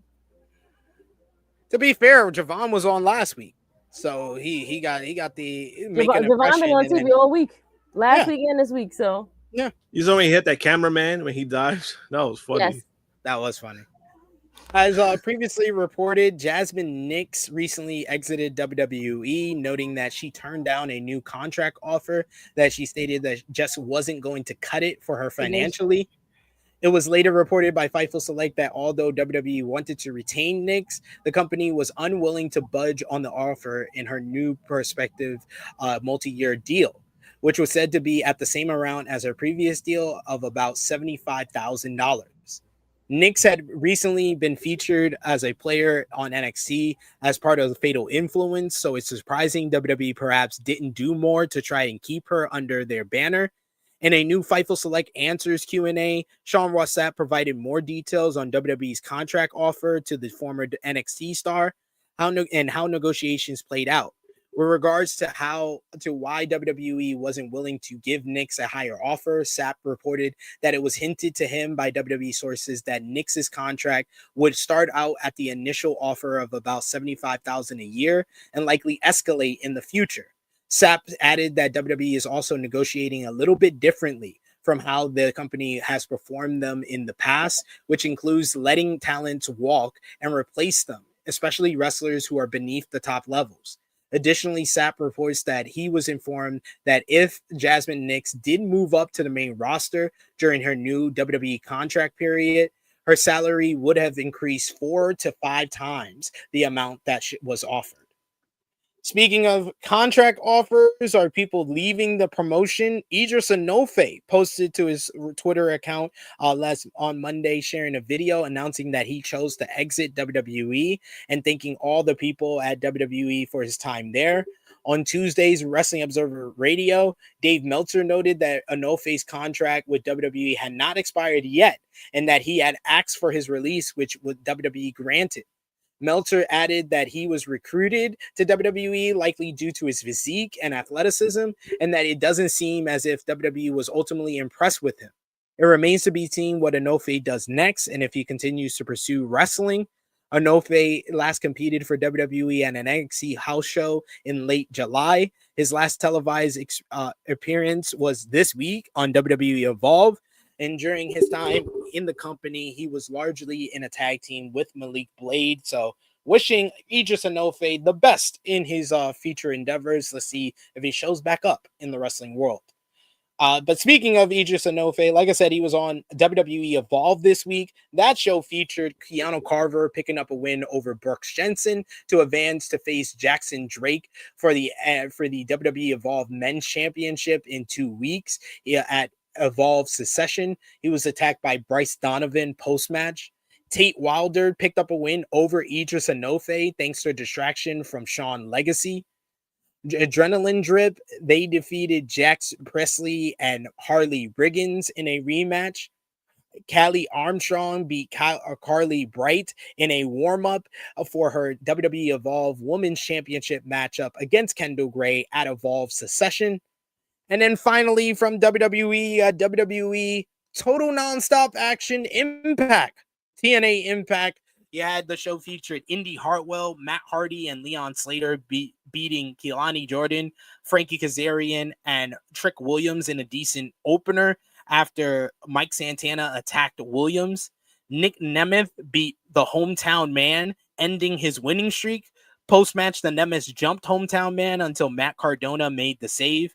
Alicia Edwards picked up a win over Tasha Steeles, building up Order 4 versus the System at Bound for Glory.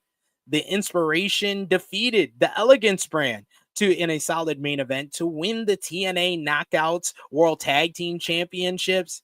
And then finally, we had a final note on the TNA NXT Invasion, all the details. With the TNA Invasion continuing on Tuesday night's edition, Mustafa Ali was one of the high spots of the night. Fightful Select has notes on Mustafa Ali's promo and the internal reaction to it. According to the report, Ali's promo was well received by both NXT and TNA officials. Ali was previously released from WWE right before he was scheduled to compete for the NXT North American Championship at the No Mercy Premium Live event in 2023, which he referenced during last night's promo. On Tuesday night's promo, Fightful notes that NXT executive producer Shawn Michaels was adamantly against Ali's release, having plans for the wrestler and wanting him to make him the NXT North American champion. Ali even went so far as having a North American title gear made. So wouldn't be surprised if he wore that gear for his Tuesday night show for Showdown. So happy for Mustafa Ali, full circle moment. So that brings us to the end of what we missed. Let us know in the comments section what you thought about this week in wrestling. Anything else that you want to discuss, any fallout from Andrade, the WWE NXT invasion, or anything else you want to discuss, you let us know in the comments. But we made it to Miss Krssi Love's favorite time of the show, best, worst, and moments and match of the week. Of course, this is Krssi Love's favorite time of the show because she gets to recap and remember stuff. Let's see how many matches he has this week. Miss Krssi Love, what was your best and worst of this week? Worst is definitely NXT and TNA. Stupid foolishness. They think we're stupid, so they definitely get the worst. Best can go to Andrade for getting another job. Very true. Yeah, my best is Andrade. My worst is TNA. Oh, yeah. So we got the same thing, basically. Okay, great. Basically. Josh. Oh, best of the week, Andrade. He got his job. He got his job back after he lost his other job. Companies. And the companies keep taking him back like an ex-girlfriend. Yeah. It's this toxic relationship. Yeah, he's did you say worst of the week? No, worst of the week all easily. NXT and TNA easily. Booker T can put himself up there too. He's an honorable mention. Yeah. Then we got moment of the week. Definitely, it's Andrade's debut.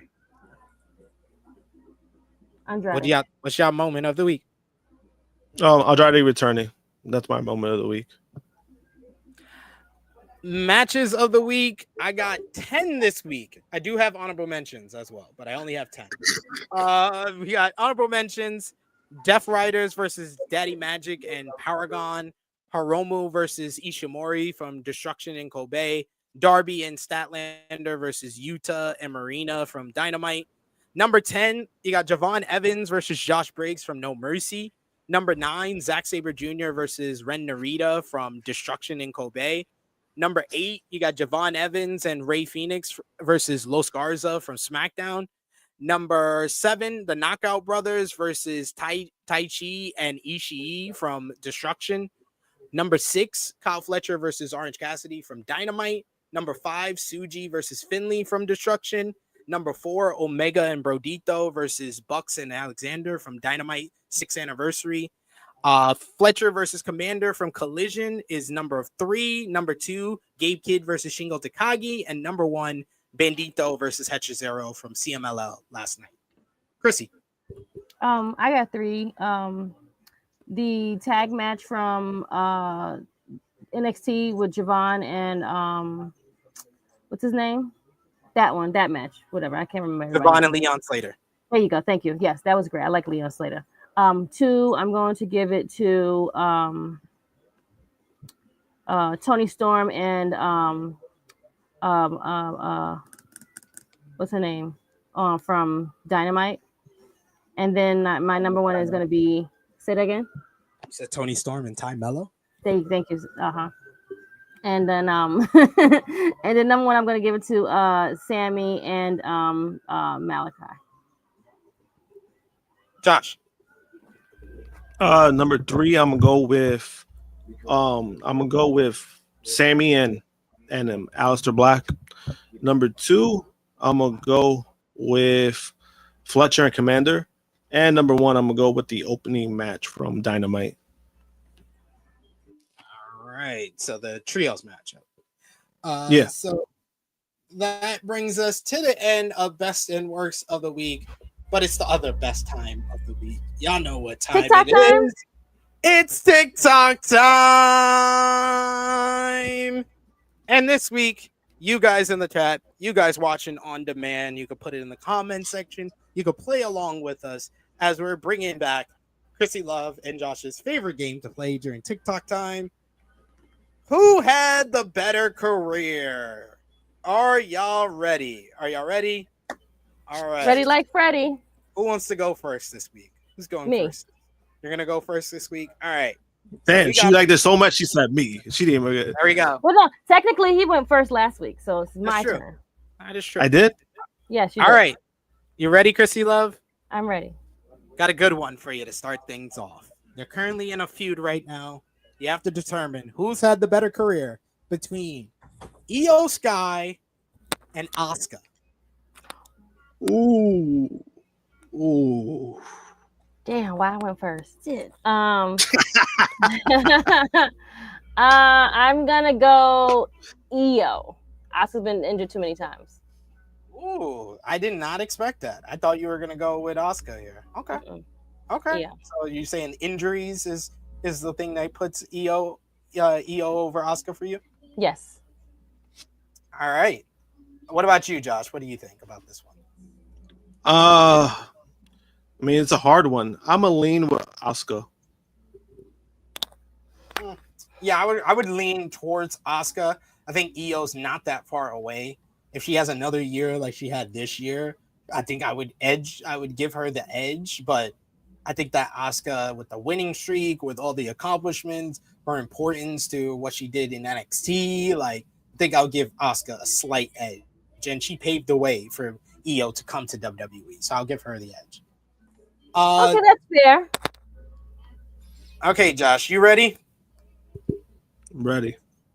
Let's see let's see what the comments saying. Who do y'all think? Io Sky or Asuka? We got Zoom Station who says Asuka. We got Michael Allen Lewis who says Asuka. We got MCats who says Io Sky. It's who had the better career. I didn't specify at all, Old Nutty. I did not specify. So it's who had the better career. Exactly how it sounds. John says Asuka has more experience. And it looks like Asuka is winning this one. Is going to win this. That's fair. That's fine. All right. Now we got Josh first one here. I got a good one for you, Josh. You ready? Ready. Sting or Kurt Angle? Who had the better career between Sting and Kurt Angle? Ooh, this is a good one. Sting or who else? Damn. Sting or Kurt Angle? And I love both of these guys. They're like my top 10. That's why I was like, damn, I love both of these guys. I'm gonna go with Sting. Why? In regards to Sting, his overall impact when it comes to wrestling, his time in WCW, you're talking about one of the longest guys who were in WCW, even sit there, when it was, to the very end, with all he accomplished, championships and everything. And then, after WCW, he went to TNA. He even had a long career in TNA, a lot of championships, a long career in TNA as well. Then, what happened to WWE. But then he had his redemption arc. He had his redemption in AEW. And, he was able to finish his career. Well, Kurt Angle, I think it's one of the most underrated guys in the industry, I would say, when it comes to like when you talk about like all-time greatest or GOATs. I think, Kurt Angle is pretty up there in my opinion because of the work rate that he put in, the championships he accomplished, and he did it pretty fast too. For a guy who never really, his background is collegiate wrestling, he accomplished a lot really fast. But then also, his WWE run and then his TNA run, which I think, in my opinion, is his best entire run of his career. He had that, and then, he ended up going back to WWE, but it wasn't what we thought it would be. So I would go with Sting on that aspect. But hey, man, I love both guys. Like they're like my top two of my favorite wrestlers of all time. This was a good one. I'll tell you that much. I think this was a good one. Sting. You're going with Sting too, Krssi? I'm going to Sting. Yeah, I think it's longevity, Sting and Angle as far as like drawing power. I think it's pretty similar. But yeah, it's definitely the AEW run. I think that puts him over the top. The final, if you think they're even, then you just have to compare their final runs. And was Angle's final run in WWE even on a near level to Sting's final run in AEW? It's not even close. It's Sting. Sting gets the win, and it seems like the chat agrees with it as well. So Sting wins in a landslide. Yeah, as he should. I mean, just like as far as like different, companies and like longevity, and then like doing this last run at AEW, I think kind of gives him the edge on that one. All right, Miss Krssi Love, are you ready? I'm ready. Another good one, another modern one for you. Modern one. Who had the better career, Bianca Belair or Rhea Ripley? Up to this point, who's had the better career? Come on, Bianca Belair or Rhea Ripley? And he's like two of my favorite. Oh my God, why would you do this to me?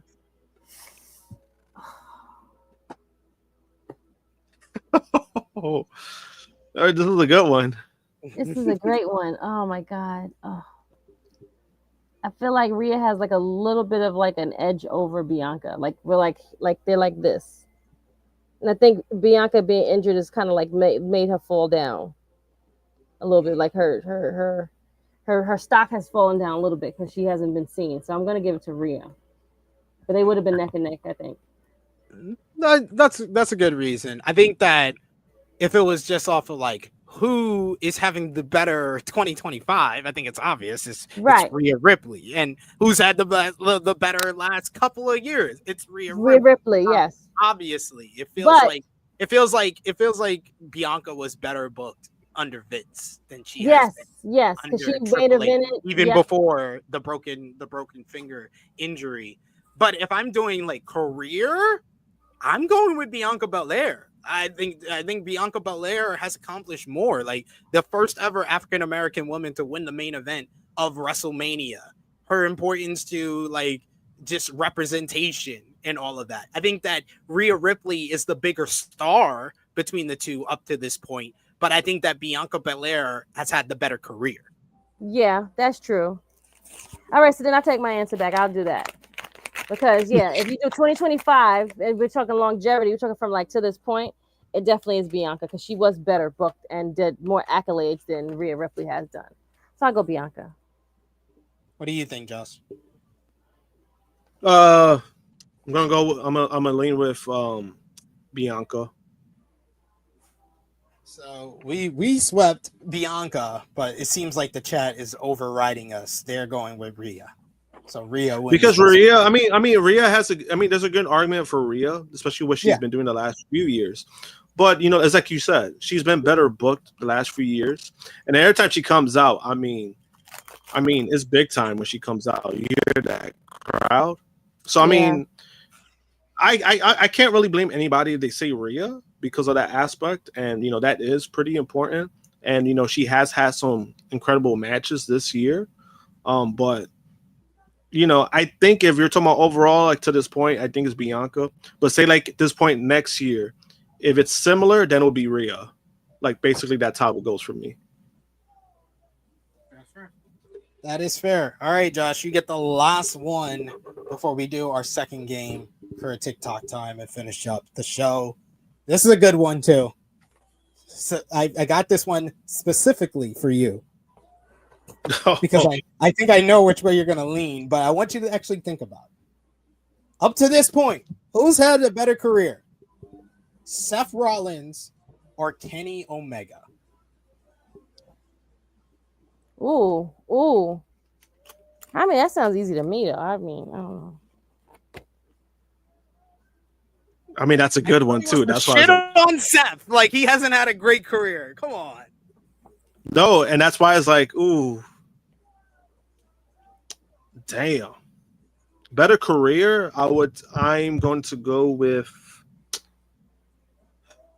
I'm going to have to go with Seth Rollins.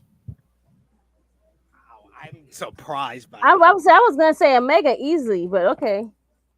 I'm gonna say Omega. mainly because of his influence. His influence and his impact, I think, just are so overwhelmingly better than Seth Rollins. In-ring work, I know there's going to be some people out there that said that's a No, it's wash. Omega. That's Because Seth Omega. is great, but I give it to Omega. Mic work, Influence, Seth is pretty weak. Omega's not the greatest, but I think he's better than Seth, honestly. He is definitely better than Seth. Because Seth fucks with the same shit all the time. Genuine. As far as like character work, though, I'll give character work to Seth. I think Seth has had different characters that have gotten over at a big level. And then it comes down to like drawing power and star power. I got to give that to Kenny Omega. Kenny Omega has been the number one guy in Japan, the number one gaijin, the number one guy overall, IWGP heavyweight champion. He's been the number one guy in AEW, been a main event star, so important to changing the wrestling business. Like, I think it's Kenny Omega for me. Krssi? Yeah, I'm gonna. Shit, I don't even blame you. I'm gonna do it, Krssi. Then I'm gonna change my vote. I'm gonna say Kenny Omega. No, I mean, I was going Omega from the get go. As far as like, it's no brainers. Like, I mean, the Omega has done so because with Kenny, yeah. Like, but also with Seth, there's a good arguments you can make with Seth, right? When it comes to his overall career, where you know when he was Tyler Black, you know he was big time in Ring of Honor. But the only downside is like, you know, they made him champion, but by the time they made him champion, he was already a foot out. He was already going to WWE, but he was already he was one of those guys. He was a prominent name where it was like, all right, this guy is definitely going to WWE, you know. And then obviously when you see what he's accomplished in WWE, you know, with the Shield, because even in NXT, he was an NXT champion, I think, right? He was the NXT champion there, so it's like with Shield and then everything he's accomplished so far. Well, when it comes to wrestling, the only thing is with Seth, when you have like three other guys who are ahead of you, you know, it's always a uphill battle. Right. I think that's the only thing with Seth, where it's like we know how good Seth is, and we appreciate what Seth has done. But when you have the Cody Rhodes, when you have the Punks, when you have those kind of guys who are just over you, sometimes it's kind of hard to be appreciated because they're just guys who are over you within your own company. Right. When it comes to Kenny Omega, I mean, when you talk about his impact, right? With Kenny Omega, well, a lot of people don't. I mean, you know, people, you know, he wins the G1, but I think what really solidified Omega, or that's where people kind of just got that name, like, oh shit, this guy's really good, was the Okada match. Was the very first matchup between him and Okada, and that's where everyone was like, oh, this guy's really good. People started watching New Japan more because of that. People started getting to Bullet Club because of Kenny Omega. So I can see where the influences overshadows that, because it's one of those things where not only Kenny Omega is good in the ring, but because of how good he's in the ring, that kind of like, you know, that elevated who he is in the industry. But then also he's done it without WWE. Like, he hasn't need WWE to have the career that he has. And to me, that's also important too, because it's like, hey, you know, you don't always need WWE to have a great accomplished career. And the fact that he's been able to do that, like with the Bucks, guys like that, it's pretty, you know, it's pretty astonishing that they could make the money that they're making without being in WWE. All right, so that was who had the better career. We got one more game to go to, and it's a new one, guys. It's a new one. Krssi Love, you're gonna go first. It is called Peak Year. Basically, we are gonna get a wrestler, and we have to choose what was their peak year. Like, say, if it was given Ric Flair, I would say Ric Flair was at his peak in 1989. The Ricky the Dragon Steamboat, Terry Funk rivalry. He was NWA World Heavyweight Champion, Wrestler of the Year. That was his peak year. So you have to determine what is the peak year of a particular wrestler. Okay. Right? Okay. And you guys can play it with me. You can give me one after y'all two go. Y'all can give me whoever y'all want, and I'll tell you what I think was their peak year. And of course, you guys can play at home as well. Miss Krssi Love, are you ready? I'm ready. All right. Sasha Banks. Mercedes Moné, what to this point of her career was her peak year? Ooh. Is that some music playing? Yeah, they're playing. They fixing a car outside and they're playing music. Sorry. I didn't think you could hear it because y'all didn't say anything about it. So now No, because it got quiet. You paused way too long. You gotta Got talk, it. girl. Okay, all right, you're right. I'm gonna say her peak year is like right now, like she has like 8 damn belts. Okay. Like she hasn't had this much like belts, and she's across like multiple promotions. I feel like this is like her peak time where everyone is like seeing her shine and do a bunch of things. So I'm gonna say now, 2025. All right, that's good. Do you agree, Josh? Yeah, I agree. I'm gonna say her peak year was 2015. Damn, the you gonna Bailey leave match, it. NXT Women's Champion. She Okay. felt like she was hotter than she's ever been. I don't think that she'll ever be that hot again. This is hot. This is hot, and she's having like her best in-ring year, and the titles that she's collecting is great and stuff. Don't get me wrong. I would probably put it second, but I think 2015, I think she still has not hit that peak yet. Okay. All right, Josh, your turn to go. Are you ready? As ready as I'll ever be. Adam Copeland. Edge. What was his peak year? Ooh. Okay, that's not too bad. You got an easy one though. I feel like His peak year. I'm going. You see, and that's the hardest part too, because I'm like, there's a pinpoint that I know that I feel, but I don't know the year itself.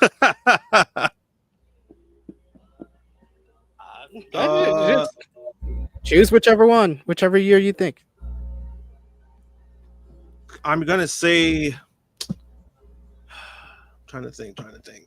I'm gonna say 2011. You said 2011? Is he between 12? No, I said 7. Oh, 2007. Oh damn. Okay, that's fair. I'll probably like 1 year off. I'll probably say 2006. I was thinking between 2006 2007. Like that's my range for Edge, because he was one of those guys where when he took off, and he was like such a fucking phenomenal heel that he did all that stuff. And then I think 2006 is when he was with Lita, right? Yeah, that's coming off the heels of the Matt Hardy feud in 2005. He cashes in Money in the Bank. He has a John Cena feud with the TLC match at Unforgiven. He had Rated RKO that year and the feud with DX. Like, that's why I think that's the year. If I just had to ask, what's the peak year for Edge, peak year for Adam Copeland, it would be 2006 for me. I would probably say second would probably be like 2007, 2008. Those 3 years is the peak for Edge, 2006 through 2008. That's good. That's pretty good. I got one for you. Go ahead, Krssi. Randy Orton. I was literally about to ask you that. I already know the answer. The answer is easy. The answer is easy. It's an easy answer. This one is easy. It's 2009. It's 2009 Randy Orton. Like people make jokes about that. That's a meme now. 2009 Randy Orton, because he was a fucking killer. Him punting the McMahon. I was gonna say 10, but yeah, 9 is a good year too. Yeah. Yeah, 2009 is when he's the top heel in the promotion. That's when he has the rivalry with the McMahons, with Triple H, with Batista, with Cena. He was the main character, Legacy, with Cody Rhodes and Ted DiBiase. Like, yeah, he wins the Royal Rumble. He main events WrestleMania. Yeah. Like, dude was all over. That's when he really kind of created his real legacy. That's when it was all went down in 2009. Okay. Yeah. Right. You know what's funny is that you mentioned that, because I was like, because I remember like how he was big, and then once they turned him face, he was very likable, but he looked so out of place where he came out as a babyface. He was like doing this, and it's just like, bro, this ain't you. What are you doing? Like, do your pose. Right. Like just stay with your thing, being a face. Fuck it. Don't do that stuff.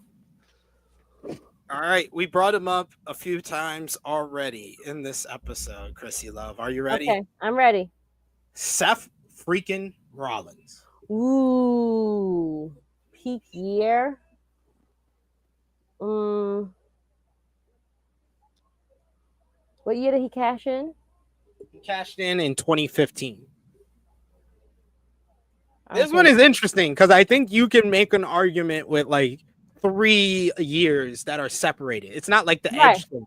Edge is like 3 back-to-back years. It's like 3 years, but they're separated. Right, you have the year with the Shield. I have it. I have a certain year in my head. Cashes in, which is 2015. 2015. It's the year where they try to make him the top babyface in 2019. Mm-hmm.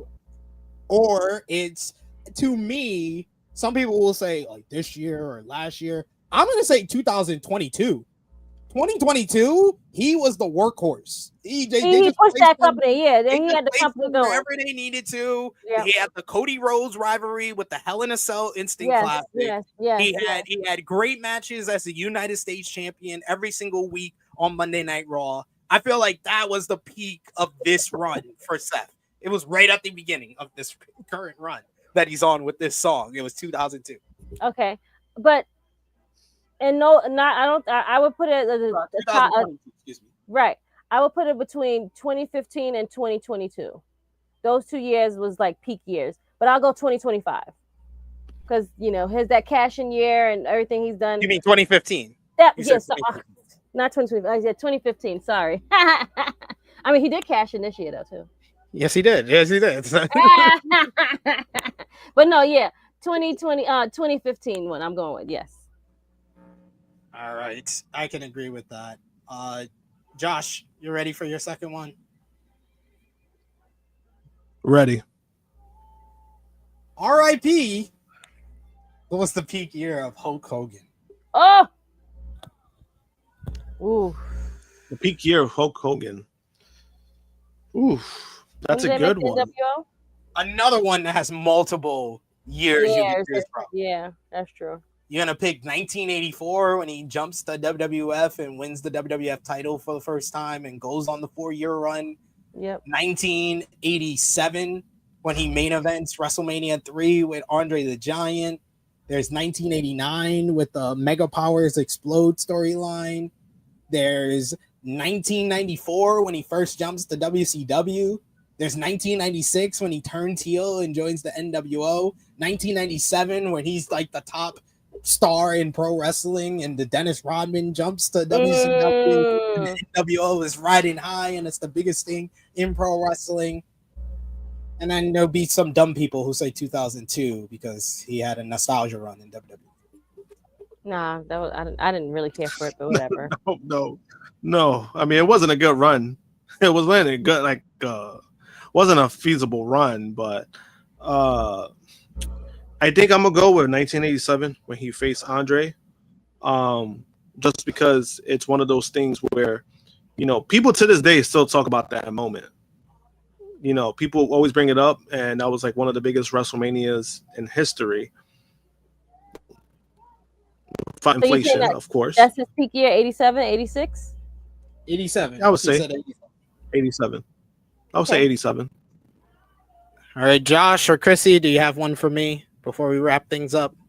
I got one. Oh, go ahead. I had extra one, but still here, give Josh. It's a very easy one. Dwayne Johnson. Ooh. There's another one. You can pick multiple years, though. You can pick multiple years with the Rock. Yeah, that's why it's this is a good one. I'm gonna say 2000. 2000. No Austin around, and the greatest number 2 of all time becomes one of the greatest number 1s of all time. Like he filled in that spot. What was the year that he was with the Nation of Domination? I feel like that was a great year for him too. When he first joined the Nation was 1997. But this is peak. This is not just having a great year. This is the peak of their career. I don't think you could say any time with the Nation is the peak. He's still he was on the rise. I think with the Nation he was on the rise. That's when you saw that he was on the rise. When he became like the leader and took over and put out Farouk. I think that's what you say. Yeah. That's when you seen like this guy's a star. He's not going nowhere. So yeah. 2000. That's a good one. Yeah. Also, I wanted to say for anybody watching on demand or watching live, you could put in the live chat or in the comment section. You could give us suggestions for future peak years that we do. We got 2 right here. I'm not going to answer those because we might mention those maybe later on in the year since this is their final years. But Krssi, go ahead. Rey Mysterio. That is a good one. Rey Mysterio. He's been around for like 50 years, so that's a tough one. Yeah. It's not what people would think, though. It's not 2006. It's not when he wins the world championship because he is treated. He's one of the worst champions. He's one of the worst champions. He was like a consolation prize. Like that's just like it was Eddie. It was for Eddie. Yeah, he's another one that has multiple years. Like you can say 1997 in WCW when he's in the cruiserweight division. You can say 2002 when he first debuts in WWE. You could say 2005 when he has the Eddie Guerrero feud. I'm gonna go with that. I'm gonna go with 2005. 2005. Okay. That's the peak. Yeah, that's the peak. Because like. After that is he wins the world championship and they drastically stop booking him very well. That feels like we hit the peak 2005 with the Eddie feud. So okay, yeah, that's I can agree with that one. Right. 2005. I was gonna say 2005, 2006 year is like that peak. No, time. I can't put 2006. He was booked hardly after he was the world champion. Like we'll transition after that, but yeah, I get it. 2005, yeah, sure. All right, how y'all like that one? How y'all like that? I like that game. That was good. All right. Well, we're going to finish things off. Rapid fire predictions for next Saturday. WWE Crown Jewel Perf. We will not be here next Saturday morning. We will be live on Sunday morning. Myself, Miss Krssi Love, Tru Draw Josh will not be here. Our producer won't be here because it's Comic-Con week. So it'll just be me and Krssi Love talking all the fallout from WWE Crown Jewel Perf and everything else. So here's our final predictions. We got tag team action, Rhea Ripley and Io Sky versus the Kabuki Warriors. Krssi. Rhea Ripley and Io for sure. Josh. I'm gonna go with the Kabuki Warriors. It's in Perth, Australia. I'm gonna go with Rhea Ripley and that's Io. what I'm saying. Fuck. That's you forgot where it's gonna be at. Yep. In his final match, John Cena. Well, final match against this person. Final match in Perth, John Cena goes one-on-one with AJ Styles. Krssi. AJ Styles. Josh. John Cena. John Cena for the win. For the WWE Women's Crown Jewel Championship, it's going to be Tiffany Stratton versus Stephanie Vaquer. Krssi. I'm going with my fellow Ram, Stephanie. Josh. I'm going with Stephanie. She deserves unanimous. I'm going with Stephanie. And for the men's WWE Crown Jewel Championship, Cody Rhodes, the undisputed WWE champion, goes against World Heavyweight Champion Seth freaking Rollins. Krssi. Seth. Josh. I'm going to go with Seth. Unanimous. I'm going with Seth as well. They kind of have booked you to make you. There's no other win. Yeah. He cannot lose this again. Like, dude, so you lose Cody Rhodes for the 4th time and no wins. Forget about it. Your career is done. Like, I don't want to hear nothing about Seth after that. So wait, so they've only got 3 matches? They've had 3 matches against one. Yeah, they had a trilogy. Remember when Cody came back? Like as far as the card that you just. There's 4 matches so far. Cody, Seth. The men's women's Crown Jewel Championship, Cena Styles, and the tag team match. Oh, got it. I forgot about. Okay. Okay. All right, we've made it to the end of our latest edition of the Flagship Podcast. Want to thank you all for joining us live. Thank you all if you're watching us on demand. If you haven't already, drop the thumbs up, hit the subscribe button, hit the bell to stay notified for all the great content here. Miss Krssi Love, thank you as always for joining us. Let everybody know where they can follow you on social media and when they shall see you again. You'll see me back here next Sunday. SP and I will do our flagship show, so join us there. Other than that, Krssi Love _1, Tru Heel Krssi Love, and just my plain name. Thanks. Josh. JM Punk 321 X and Instagram. Like Sid said, I will be out next week for New York Comic Con. That's gonna be on crazy. Thursday. Oh, I'm going all 4 days. I'm a nutcase. So I waited till last minute. Yeah, don't worry. I'm gonna be gassed out. Remember like Okada and Omega 2? That's gonna be me after 4 days. That's gonna be me.